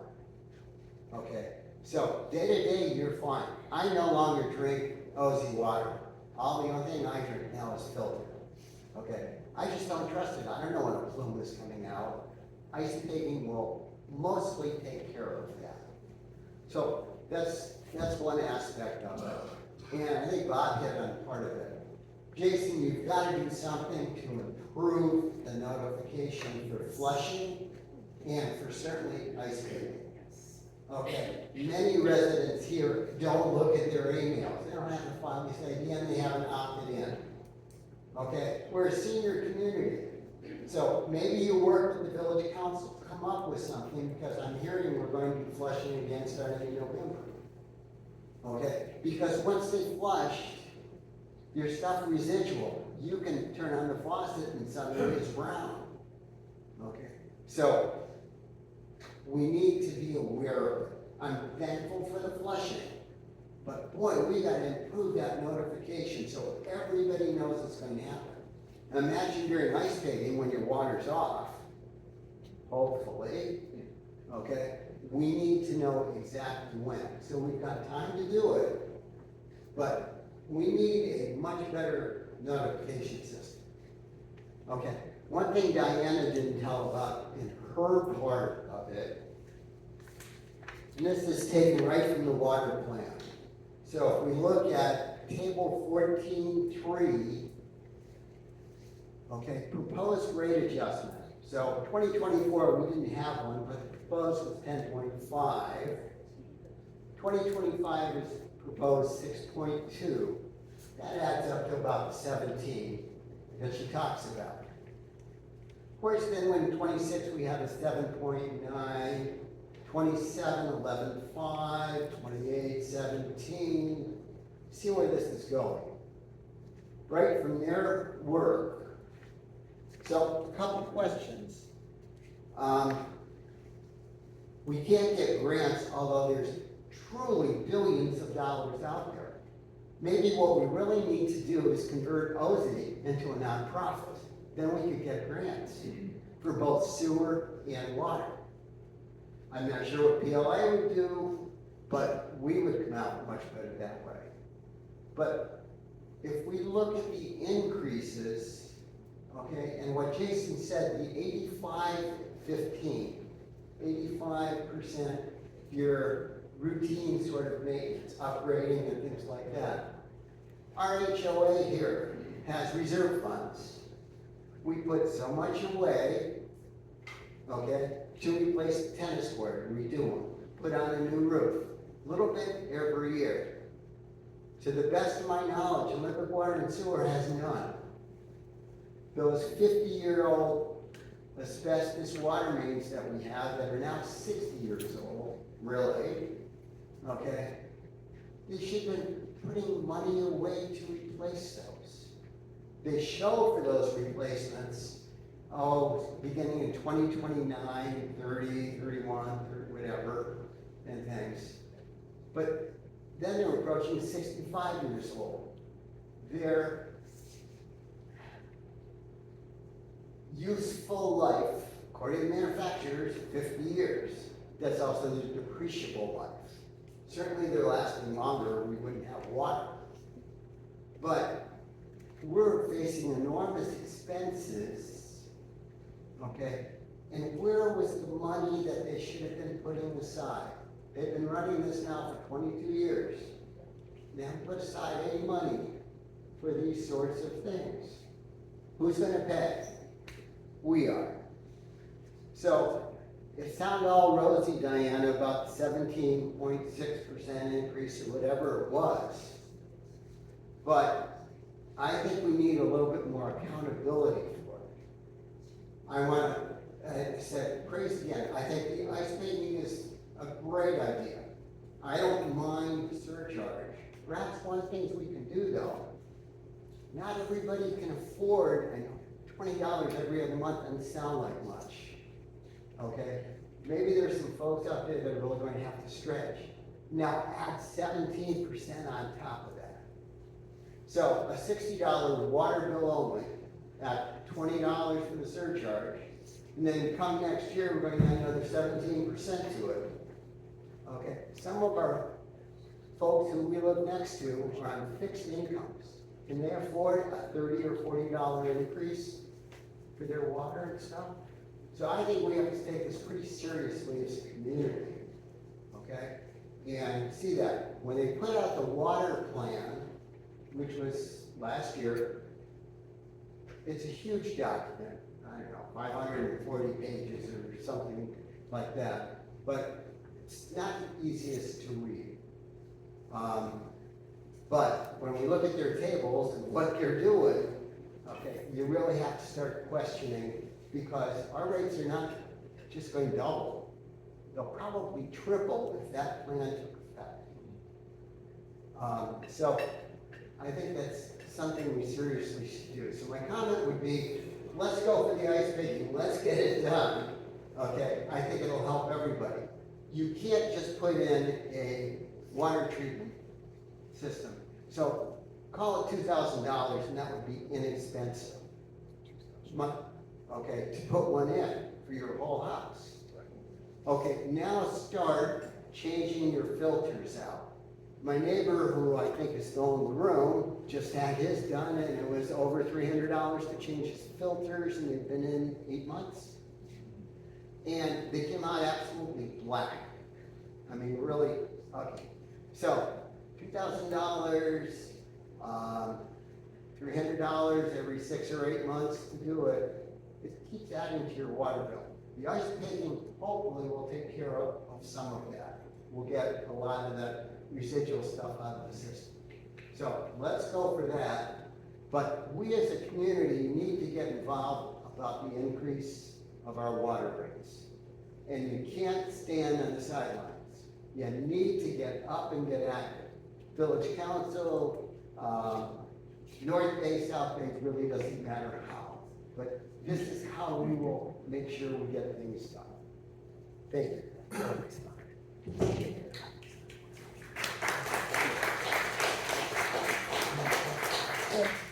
I'll come back to question you, just one second, I see one more hands. I just wanted to comment on that. There's a lot of difference between an HOA and a utility. Think about how your PUD runs. So your PUD passes these costs on to the end user. Go talk to your UTC, your Washington Utilities Commission, Transportation Commission. This is how utilities are ran. Someday, I've heard create a parks district here and sure, buy out the water and sewer company at fair value and run it yourselves. Great. It's still not going to change how you run that utility because it's a utility. So it's not an HOA, and what you have to do is go out and do some studies. PUD, they get grants, they're still increasing their rates. And they're still charging that on to the end user. And that's the way that a utility works. And so I understand what Alan's saying, and I understand costs are definitely going up. I go to the grocery store, costs are crazy. I pay my utility bills, costs are crazy. We work hard to keep our costs low, and you'll see, probably you saw in our summer letters, our sewer rate is actually lower than our communities. And we have the least users. I don't know how that's possible, except for us working extremely hard to control our costs. Really, we should have the highest sewer cost to the end user because we can only spread it against 1771 homes or businesses.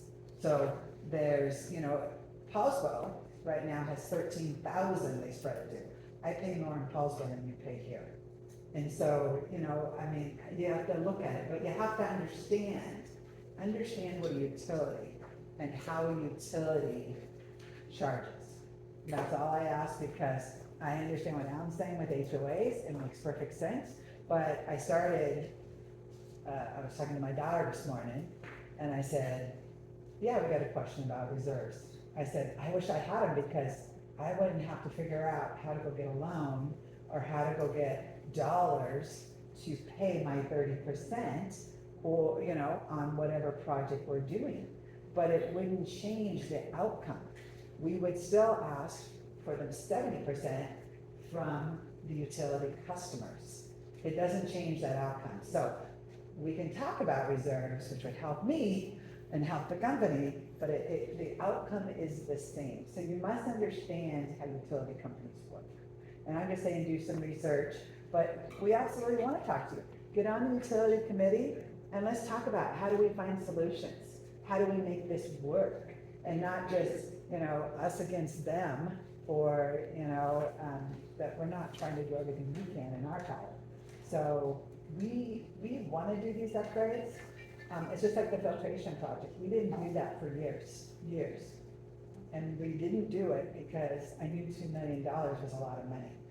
We're still talking about the sewer plant increase. $3 million is a lot of money.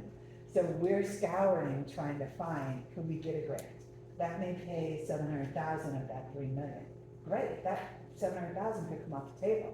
More than likely, what's gonna happen is they'll either give us zero or they might give us something, but I don't think they'll give us $700,000. So those are the things that we're trying to find solutions for and trying to work through it. And I think if you have any interest at all, please volunteer. Volunteer to come and be on your utility committee, volunteer to get on Port Level Village Council. I'm at that meeting every month, just about, or I miss a couple. Jason can be at that meeting. You know, we're happy to have those discussions. So, you know, just be involved. I think John wants to say something, and then you, and then I know we have questions in the back that we can go back to. Yeah, I just want to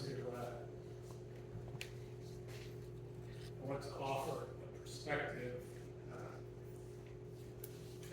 about the issues of community involvement and activism in the context of these kinds of issues around costs to the community and rate increases, et cetera. It's very easy to hear the kind of forecasting that Alan has provided for you as a guidance for why you should be very concerned and very involved and very active. About a year ago, I had just arrived on the board of PLVC, and following that same kind of thought process, the village council members, etc., decided to contest a rate increase that had been proposed by OWSI. We went through a very convoluted process, a very difficult process. Alan spent a lot of time providing data and went to the Washington Utilities and Transportation Commission for their review. And after the folks that actually are ultra informed about what the appropriate rates are for organizations like ours or for communities like ours, they came back with the conclusion that OWSI's rate increase was well within the expected and was actually lower than what they might have proposed. So my concern in that context then is two things. One, because it was a fairly adversarial relationship, OWSI needed to hire legal assistants to make sure that their interests were represented at the WUTC hearings, etc. Those costs are part of their costs, which, guess what? Those come back and they're going to be in the rate increase next time, right? Those costs are there, they incurred them, and we're paying for them. So when I hear, again, a somewhat similar message to what I heard a year ago, and then I hear lots of applause, like, yeah, we have to really be careful about that. We absolutely agree on the village council that all of those things are true. We have to be careful. We have to try and figure out what's going on for the future. But the adversarial attitude about it, from my perspective, offers no benefit to this community. None. Secondary follow-up. We talk about housing. Let's talk about electricity. How many of you have any idea about the electrical delivery system here in Port Level? Underground utilities? Underground utilities? Those of us that move here and think it's all underground utilities, isn't that wonderful? We don't have to deal with tree branches, we don't have to deal with any of those other issues. Be aware, if you actually look at the information that comes from the PUD, be aware, there are 400 miles of underground utility conduit throughout our areas here, not specifically in Port Ludlow, but in the PUD's area.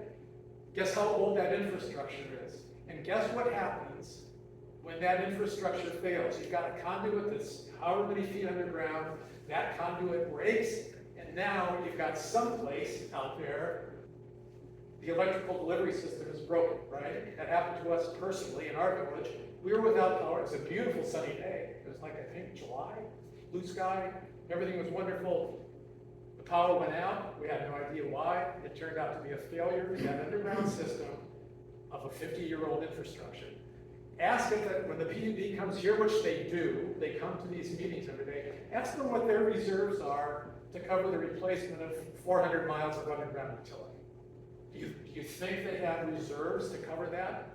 They will make a decision about when they have to do that, and we will see rate increases of electrical customers the same way. It's a utility issue. So sorry if I sound passionate about that, but this idea that somehow the private utility is at fault, or the converting it to a public utility is going to erase all of these potential rate increases, I think is just simply inaccurate, and I feel like it's my responsibility to communicate to you. Mike.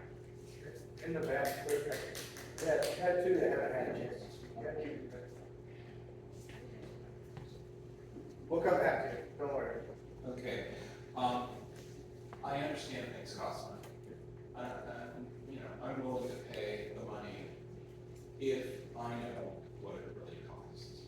So my question is, if it goes public, they have to answer the question.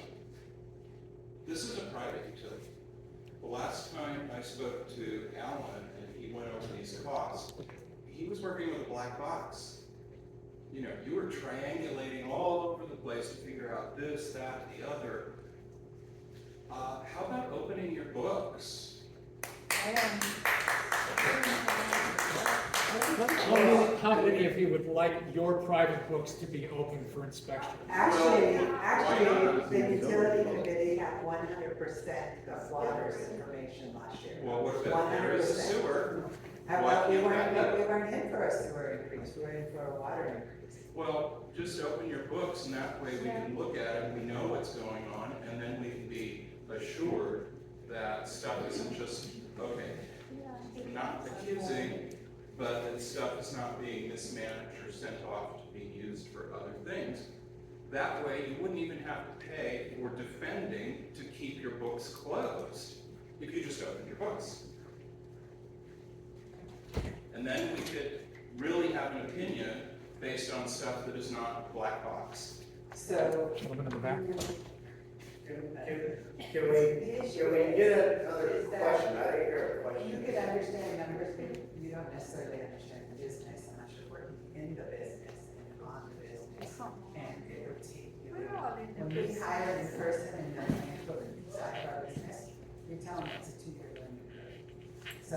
What do you mean for us, we don't know the business, something wrong with business people? I can't do what you're saying. This is the meeting. Jason, thank you for the presentation that you gave. My name is Ed Harrington, fairly new resident here. I guess my eyes were especially open during the presentation about, I think if I heard correctly, $5 million was what the consultant suggested for the wastewater treatment plant to fully upgrade that. Did I hear that correctly? No, yeah, you're missing on one there. $15 million was the. Oh, 15 million. Was Okay. $15 million, and that would be a complete plant overhaul to new best treatment techniques and technologies. Okay. It would also take it to a Class A, which Class A says that you can bring it. Ah, So you okay. don't need to go to that, but Right. that was where they were going to. So something And happens. so Yeah, go ahead. is the figure $3 million that you guys think that needs to be spent? Is that So, correct? so what it was if you broke that into 5 projects, so let's say we phased it. We were gonna do a phase of upgrade every 5 years for the next 15 years, right, or however it works. Each one of those phases in today's dollars would be around $3 million. So we looked at maybe saying just doing the headworks portion of the plant, right? For a complete overhaul to new best treatment techniques and technologies, just that one portion of the plant was like $3.6 million. So assuming that we're not going, that you guys are not going to go to that point, in this proposed increase or the rate case that you got, the 17%, is any part of that rate increase going to fund part of this, or is this just normal operating costs? So that rate increase of the 17.5% is tied directly to the water side of operations. Okay. That is just the water rate increase. Okay. I guess the follow-on question is, does OWSI have bonding capacity? Are they large enough? No, we could go out and get a standard loan, which right now at an interest of 9.5%. Okay. But we can't bond because we're a for-profit, and I think we have to be a nonprofit or a 501(c)(6). Okay, and, so I know you're looking for solutions here to grants, other solutions to fund that part. Assuming grants don't come along, are we talking about a special charge at some point, a large special charge to fund a lot of this? Yeah, I mean, just like what we're doing with surcharges, it would be a similar thing. We'd be working with the utility committee, we'd be putting that out to the community. If it's on the water side, we have to go to the Washington Utilities and Transportation Commission. If it's on the sewer side, it's more of an internal company thought process with community members to try and figure out what that can be. We're talking about, could we do something smaller, right? And how can we, put that through? Or could we do a bigger project, we get a 20-year loan, and then we can do that loan out across 20 years. The water filtration system is a 20-year loan. So that surcharge is set to go for 20 years. We were able to get that to be what I thought was at least palatable, right? It wasn't like, oh my gosh. And so that's probably something we would look at, even if we did say a green light. How can we get a loan? What's that 20-year process? What does that look like to the users? And hopefully we're increasing users, and then that could be further. Because when we work on it, we're working to a set dollar amount, but we're collecting it all along the way. And somebody had a question too about where those surcharge dollars are kept. So the surcharge dollars are kept in a separate bank account. So we have, and the public can come and look at that on the water side for the filtration plant.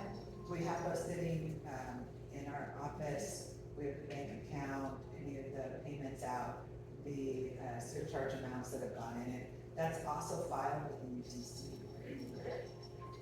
So, when we're doing something like that, especially when it has that length of time, that's what we're doing. And then one final question, Jason, you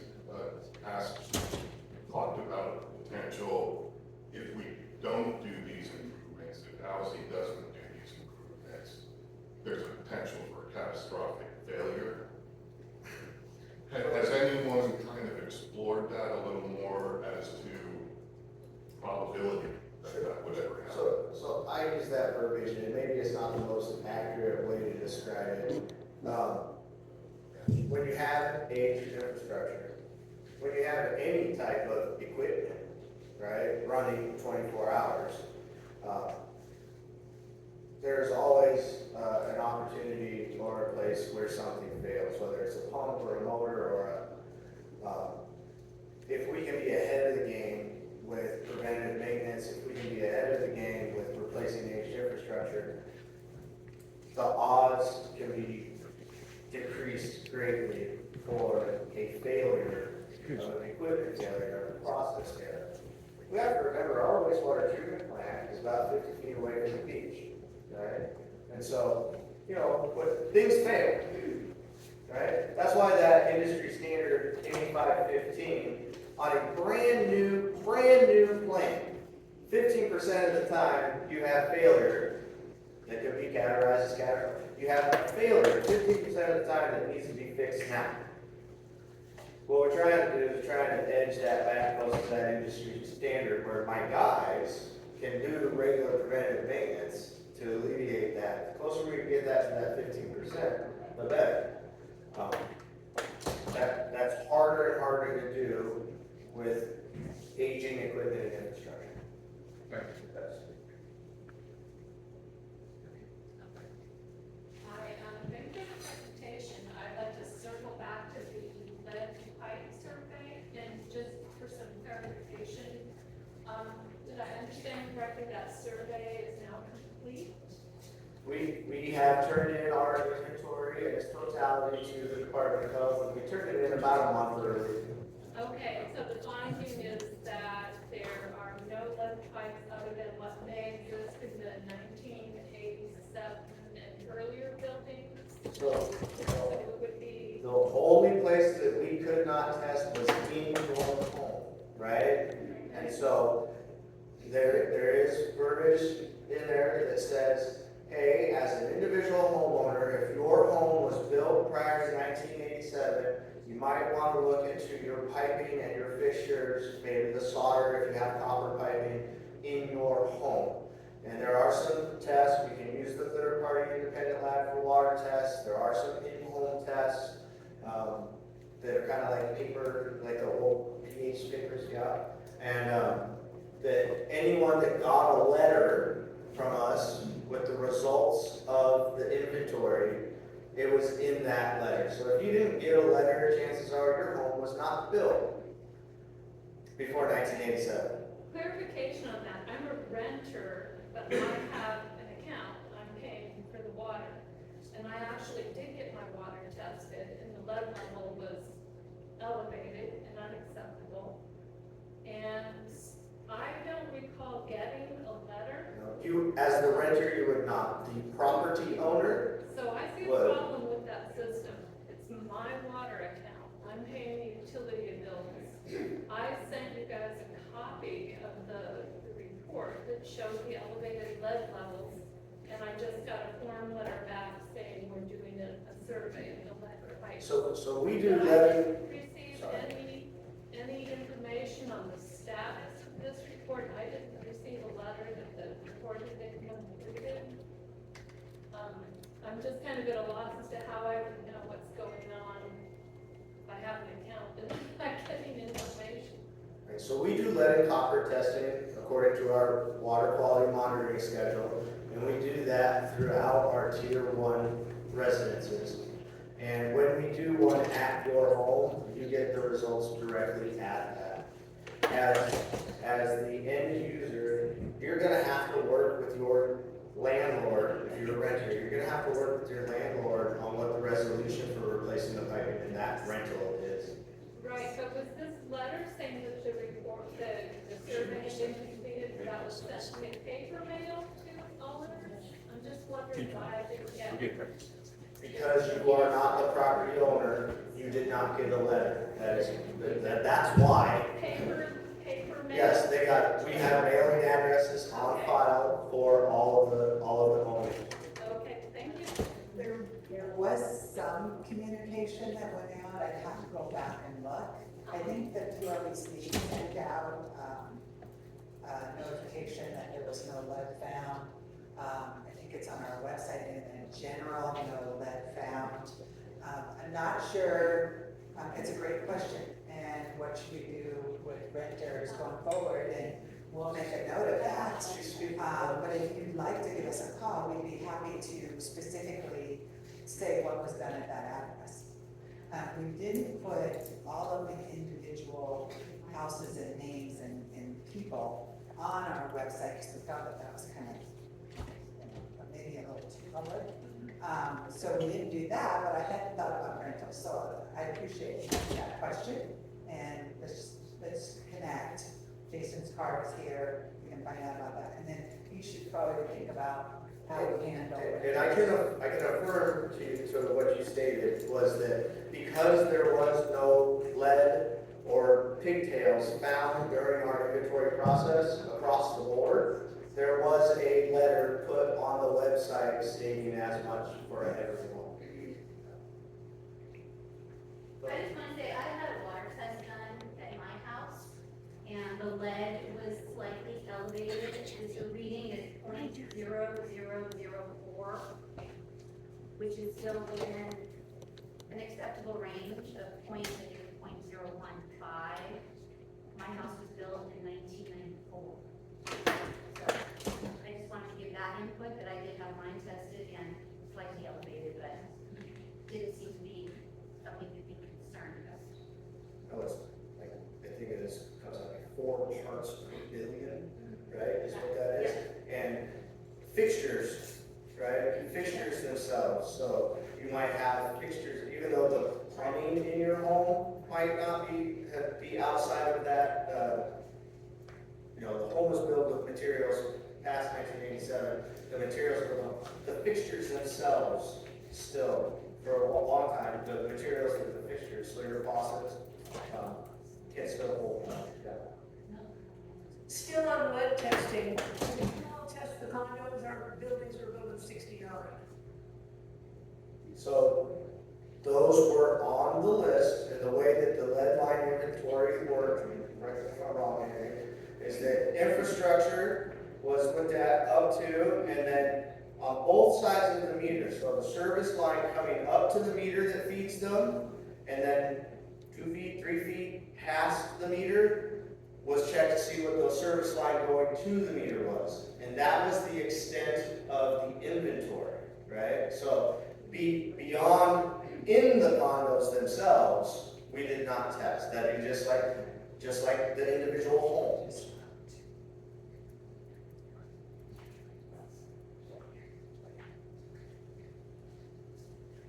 Again, I, like the others, I appreciate the information today, Jason. My question relates to the fire hydrants, because one of the things that we're very concerned about are wildfires and being able to respond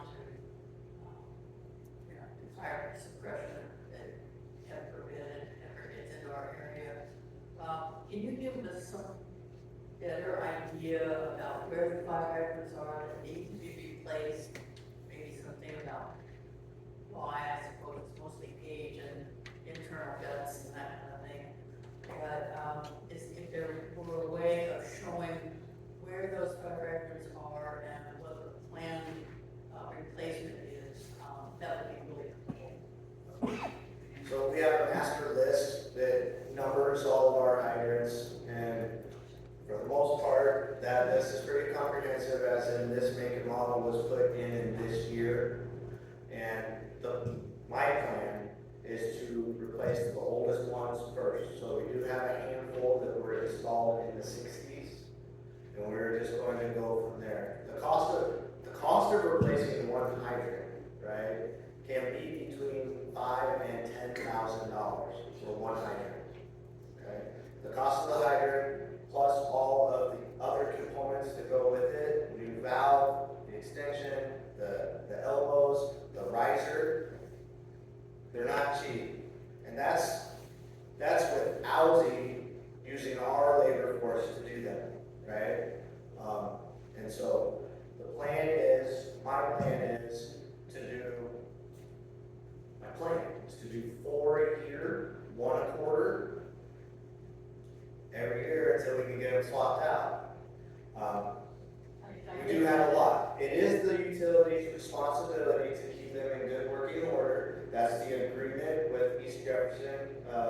East Jefferson Fire. And one of the things that the water system plan brought to light when we talked about the punch list, and the fire marshal needing to affirm that he had the ability to come into our system and fight fires, went along with that. And so we get to work with them on flow testing, on the new developments, making sure that they have the appropriate amount, and make sure that we still have capacity in our reservoirs to build out and still have fire flow capabilities. Is that chart available so that if I wanted to know what the status is on the fire hydrant on my street? Closer to your house, I don't have a comprehensive map that I can like color in.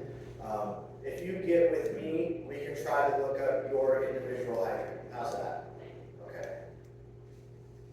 Hi, my name is Jennifer Warburton, and I again appreciate the information today and communication, outreach, and that's really good, and I do think that continue to improve on that for sure. My question, I have a couple, but my first question really has to do with the aging infrastructure, and I appreciate the maintenance and those approaches, but my question really involves strategy. What is the strategy or the strategic plan, 5 years, 10 years out, you have something published, or at least you're working on it, that tells us how you're going to address the aging infrastructure? Now, is it maintenance projects along the way, as to what they're gonna cost? I mean, I don't think there'd be something that would be quantifiable, and would have those numbers in it, and that information that would help us better understand where we're going with the current system and how we can all be supportive of that. Yes, ma'am. I think of what you're referring to. It is a project that we are currently undertaking. It's a comprehensive asset management program, where step one of that asset management program is to take inventory of said assets and evaluate them, right? That's the first step. We are in the process of completing a critical spare program so that we have standby equipment ready to go on the shelf, plugged in line, and that's an ongoing thing. Part of the asset management, comprehensive asset management program then is identifying, criticality of your infrastructure and saying, okay, life expectancy is here. Can we rehab it to extend that life expectancy? Typically you would squirrel away into some sort of capital reserve account for funding for the future. We got a long way to go in that regard, right? But it's not lost on us. You have water professionals working in this system, and we work with it every day. We are critically aware of the need for comprehensive asset management program, and it doesn't happen overnight, right? So I've only been here 3 years. Can't speak to what happened before I was here. What I can say is that we have a plan and we're implementing it.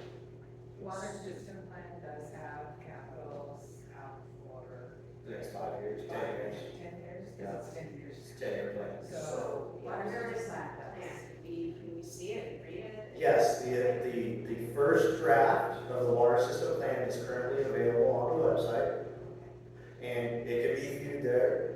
And when the second submittal and the final approval takes place, it will also be posted on the website. Okay, I looked at it this morning, I didn't see it, so maybe it's not in the right spot, so, I'll have to go back and show exactly where that is. But part of that infrastructure question though is the aging, pipes you were talking about, like you have AC pipes, you have cement, you have PVC, right? I think some of us may be aware of the problem with Fort Townsend, Yes. water leak that happened, that was pretty catastrophic, but they were able to fix that. But that system is definitely a bit older than this system, but still, when you're talking about 50 to 60-year-old pipes and kind of maybe reach their limit, or in some cases are getting close to it. That's my concern really more is the pipes and the whole, what's going on underground, as you were mentioning about the electrical, conduit. How do you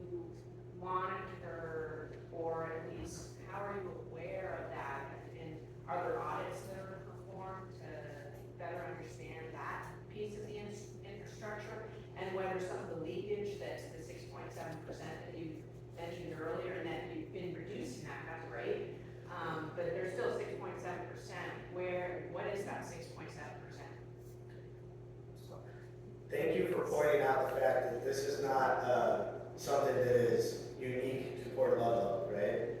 Like, this is basic infrastructure anywhere you go to in the United States of America, right? Especially the places that were established decades ago.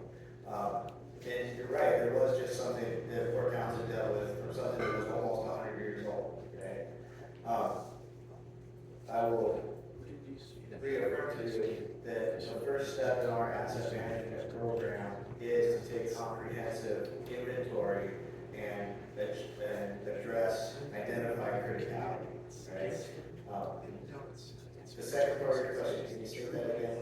What you just ended with? Well, it was the 6.7% leakage, but I would think that that would be part of the infrastructure, aging infrastructure, it's not just the people irrigating it, you know. Yes, yes and no. Okay, so industry standard says that every system, no matter how big or how many or whatever, has some unaccounted for water. The way that that works is the source waters at all of our wells are metered. Okay, we rectify that to when we do billing and we read everyone's meters, we say, we can account for this many gallons of water. We produce this many gallons of water, we can account for this many gallons of water. The industry standard says that that needs to be less than 10%. The Department of Health says that when your 3-year running average becomes 10% or greater, you will put in a corrective action plan and follow through with that, right? And so we were trending towards that for a long time. What that says is that our operations team is doing a much better job because we started trending in the other direction, right? Yes, we still have leaks. Every year we have leaks. We still have galvanized infrastructure that we know that it's there, and we know that at some point the galvanized is going to fail. Can we get it swapped out before it does? You know, it's difficult. It's a difficult task. It's a large undertaking. To replace 1 mile of AC main, you're talking about millions of dollars, right? So. Hi, Jason. Russ Michael, 24-year resident, retired electrical engineer. I'm also a consultant for the PUD. I want to make one correction. For electric and water that the PUD provides, it's all rate-based. There are no grants for electric or water, only for the broadband that they're building out. I have a question about the ice pigging, the outflow. Currently, when you flush, the water goes into the stormwater system, which goes through the detention ponds that the homeowners associations maintain. The ice pigging will not flow into the stormwater system. It will flow into the wastewater system that goes to the water treatment plant. Can you please confirm that? I can confirm that ideally, we're going to send it down a manhole. We would have to get special permission from Jefferson County, particularly their surface water division, their roads and surface water division, to put that slurry into the ditch line. If they did not give us any permission for that, we would have to truck it to a manhole or truck it to a lift station. So typically when ice pigging is done, that slurry, the leftover, the waste product is sent into the sanitary sewer and processed at the closest treatment facility. So yes, that would be my plan. If your concern is, hey, we're going to put this into the detention pond at the HOA, we're not going to do that. Yeah, that was the concern because the HOAs, have, funds for maintaining their own detention ponds, and a large amount of saltwater-based slurry was to go into that. I hear what you're saying. In disaster. Yes. So, I'm not saying that there won't be an approval from Jefferson County to put some into the surface water ditch, but we're going to try to put it all, and we won't foul the HOA ponds. Thank you. Did I hear that right? You're using salt water? It's a slurry, it's an ice slurry that is based upon salt. Yeah. Oh, wow. Okay. My name is Joe Conrad. I'm new here. Been here for 4 months, and I come from oil and gas industry, and I'm retired. you mentioned a lot of dead ends. Do you have drains in those dead ends? Because that's where the water is static, and that's where the corrosion will take place. And also the low-lying area, hopefully we have drains at the very lowest area, because that's where the sediments will accumulate. So that was just basically my comments, and the other thing is, do you do any, as part of your preventive maintenance, do you do pressure testing to make sure that we do have pipes that are not going to fail on us? Rather do pressure testing and have a planned shutdown rather than having a failure and then you have to fix that without any, prior plans for fixing that area. Okay, so to address the question about is there drains at the end of the dead ends, what we have is what we refer to as blow-offs. So about a 2-inch standpipe to a valve. And when we do our flushing program, we're able to open up that valve and move water through the end of the dead end. So yes, we do have the capabilities within our system to move water to the end of the dead end, not just have it go into the homes and out. So for the dead ends that don't use a large volume of water, they get on that regular flushing schedule. As far as the way surface water is taken care of in Port Ludlow, the utility, the water and sewer utility, are not responsible for managing and taking care of the surface water ditches. The surface water ditches are either taken care of by Jefferson County or the individual HOAs. There is a Port Ludlow drainage district that you can participate in as well. I don't know if it's independent of the PWC, is that correct? That's correct. Right, for those type of concerns. As far as the pressure testing goes, we do have pressure testing gauges that we can put on the hydrants.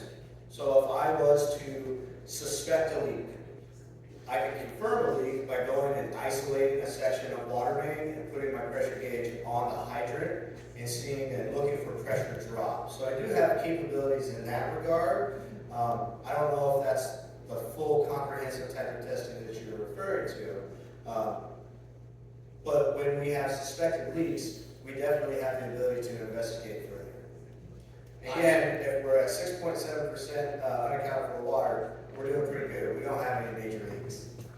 My recommendation is to try to avoid using brine water or salty water for your ice, because that salt is not, it's going to remain in your pipe and it's going to cause you more problems in the future than, I mean, we did the picking, but I've never used this ice picking before, but I would definitely try to avoid salty water for the ice picking. So that's just my recommendation. I don't know if you caught the beginning portion of that or whatnot, but the testing that goes along with, they don't stop pumping water until that slurry is completely gone. And they do testing along the way to verify that. I understand your concern about salt and the corrosion effects that it has on things. I think it is as opposed to using a styrofoam pig that could get caught in a system somewhere. I think it is a much safer way to go about doing what we're trying to accomplish.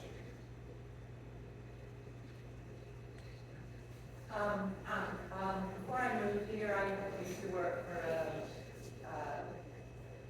Department of Public Works Water Sewer Fund. I used to work for the Water Sewer Public Works Department, where I came from on the East Coast. And I just wanted to offer some reassurance that everything I've heard here, and I was very concerned as a new resident hearing all this for the first time, but everything I've heard here is exactly what happens with the municipality. In fact, I'm hearing that we're actually receiving more service than certainly my municipality would offer. And to let you know that, so to chase the idea that we're somehow not getting a great service or not getting what we would get if we went public. I can tell you from my perspective, having worked within that, and right from the billing, the increase is the way things are funded, the way things are managed. I mean, exactly, very, very similar, if not slightly better service. I just want to give that perspective. Thank you very much. And I did hear people with professions who are retired that come from backgrounds that can certainly lend a lot of help to the PWC, particularly the utility committee. We got retired engineers and electricians and people that work for public works. What we really need is you guys to come and participate. We need you to come and participate in what you have going on in your community. Jason, I'd like to riff off that. Obviously, it's a very small audience, but you guys are hard. It's supposed to be over at noon, and you're still here. So that's a lot of commitment. For those of you that are left, I just want to clarify what I see our role of Portland Village Council being, right? So if you look at our header, it's protect, promote, preserve, and unify. And the challenges of our community particularly is the unify part, right? It's kind of all in the preserve and protect and promote part. Unifying can be challenging. It's particularly challenging when you have residents that are working in a particular arena that we live in, the master plan resort. It's a really weird place, right? If you look at comparison to what you think of when you think of a village or a municipality, it's very, very different. Conversely, working within the construct of a for-profit utility environment versus a PUD or something similar. Very, very different in terms of how we navigate that.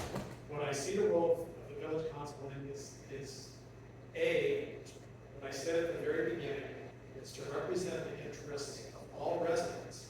But I also believe very strongly, really, really strongly, that we gain ground by collaborating across bridges rather than taking an adversarial role there. In some ways, I feel like I'm really old saying that because if you look at our national politics today, if you look at politics generally, there's not a lot of collaboration happening at all. But to some degree, that starts down here at this level with how we interact with one another. So collaborating, figuring out how to get things done, working together is how we will do those things that folks are concerned about, particularly in the context of utilities. They're protecting your access to clean water, making sure that we're not dumping raw sewage into the bay because we've had a failure of the sewage system. We're all focused on trying to protect those same things, and what I really welcome is if you can come to these town hall meetings, we're trying to explain more about the village council, 11th and 12th, pick up business cards, got the date, the time, the location, tell your friends, take extras and give them to your friends, because we're trying to get community understanding really what PWC does. And quite frankly, we need financial support because we are a nonprofit. We don't get dues like SBCA or OWSI does. We don't get rates or bills like a private utility does. We get donations to give us the opportunity to do these things that we have to do. Right now, our finances are in a very, very difficult state. I assumed this rule 7 months ago. And 2025 looks to be very, very difficult if our community decides it doesn't want to support the organization. So come to the town hall meeting so we can tell you what we do.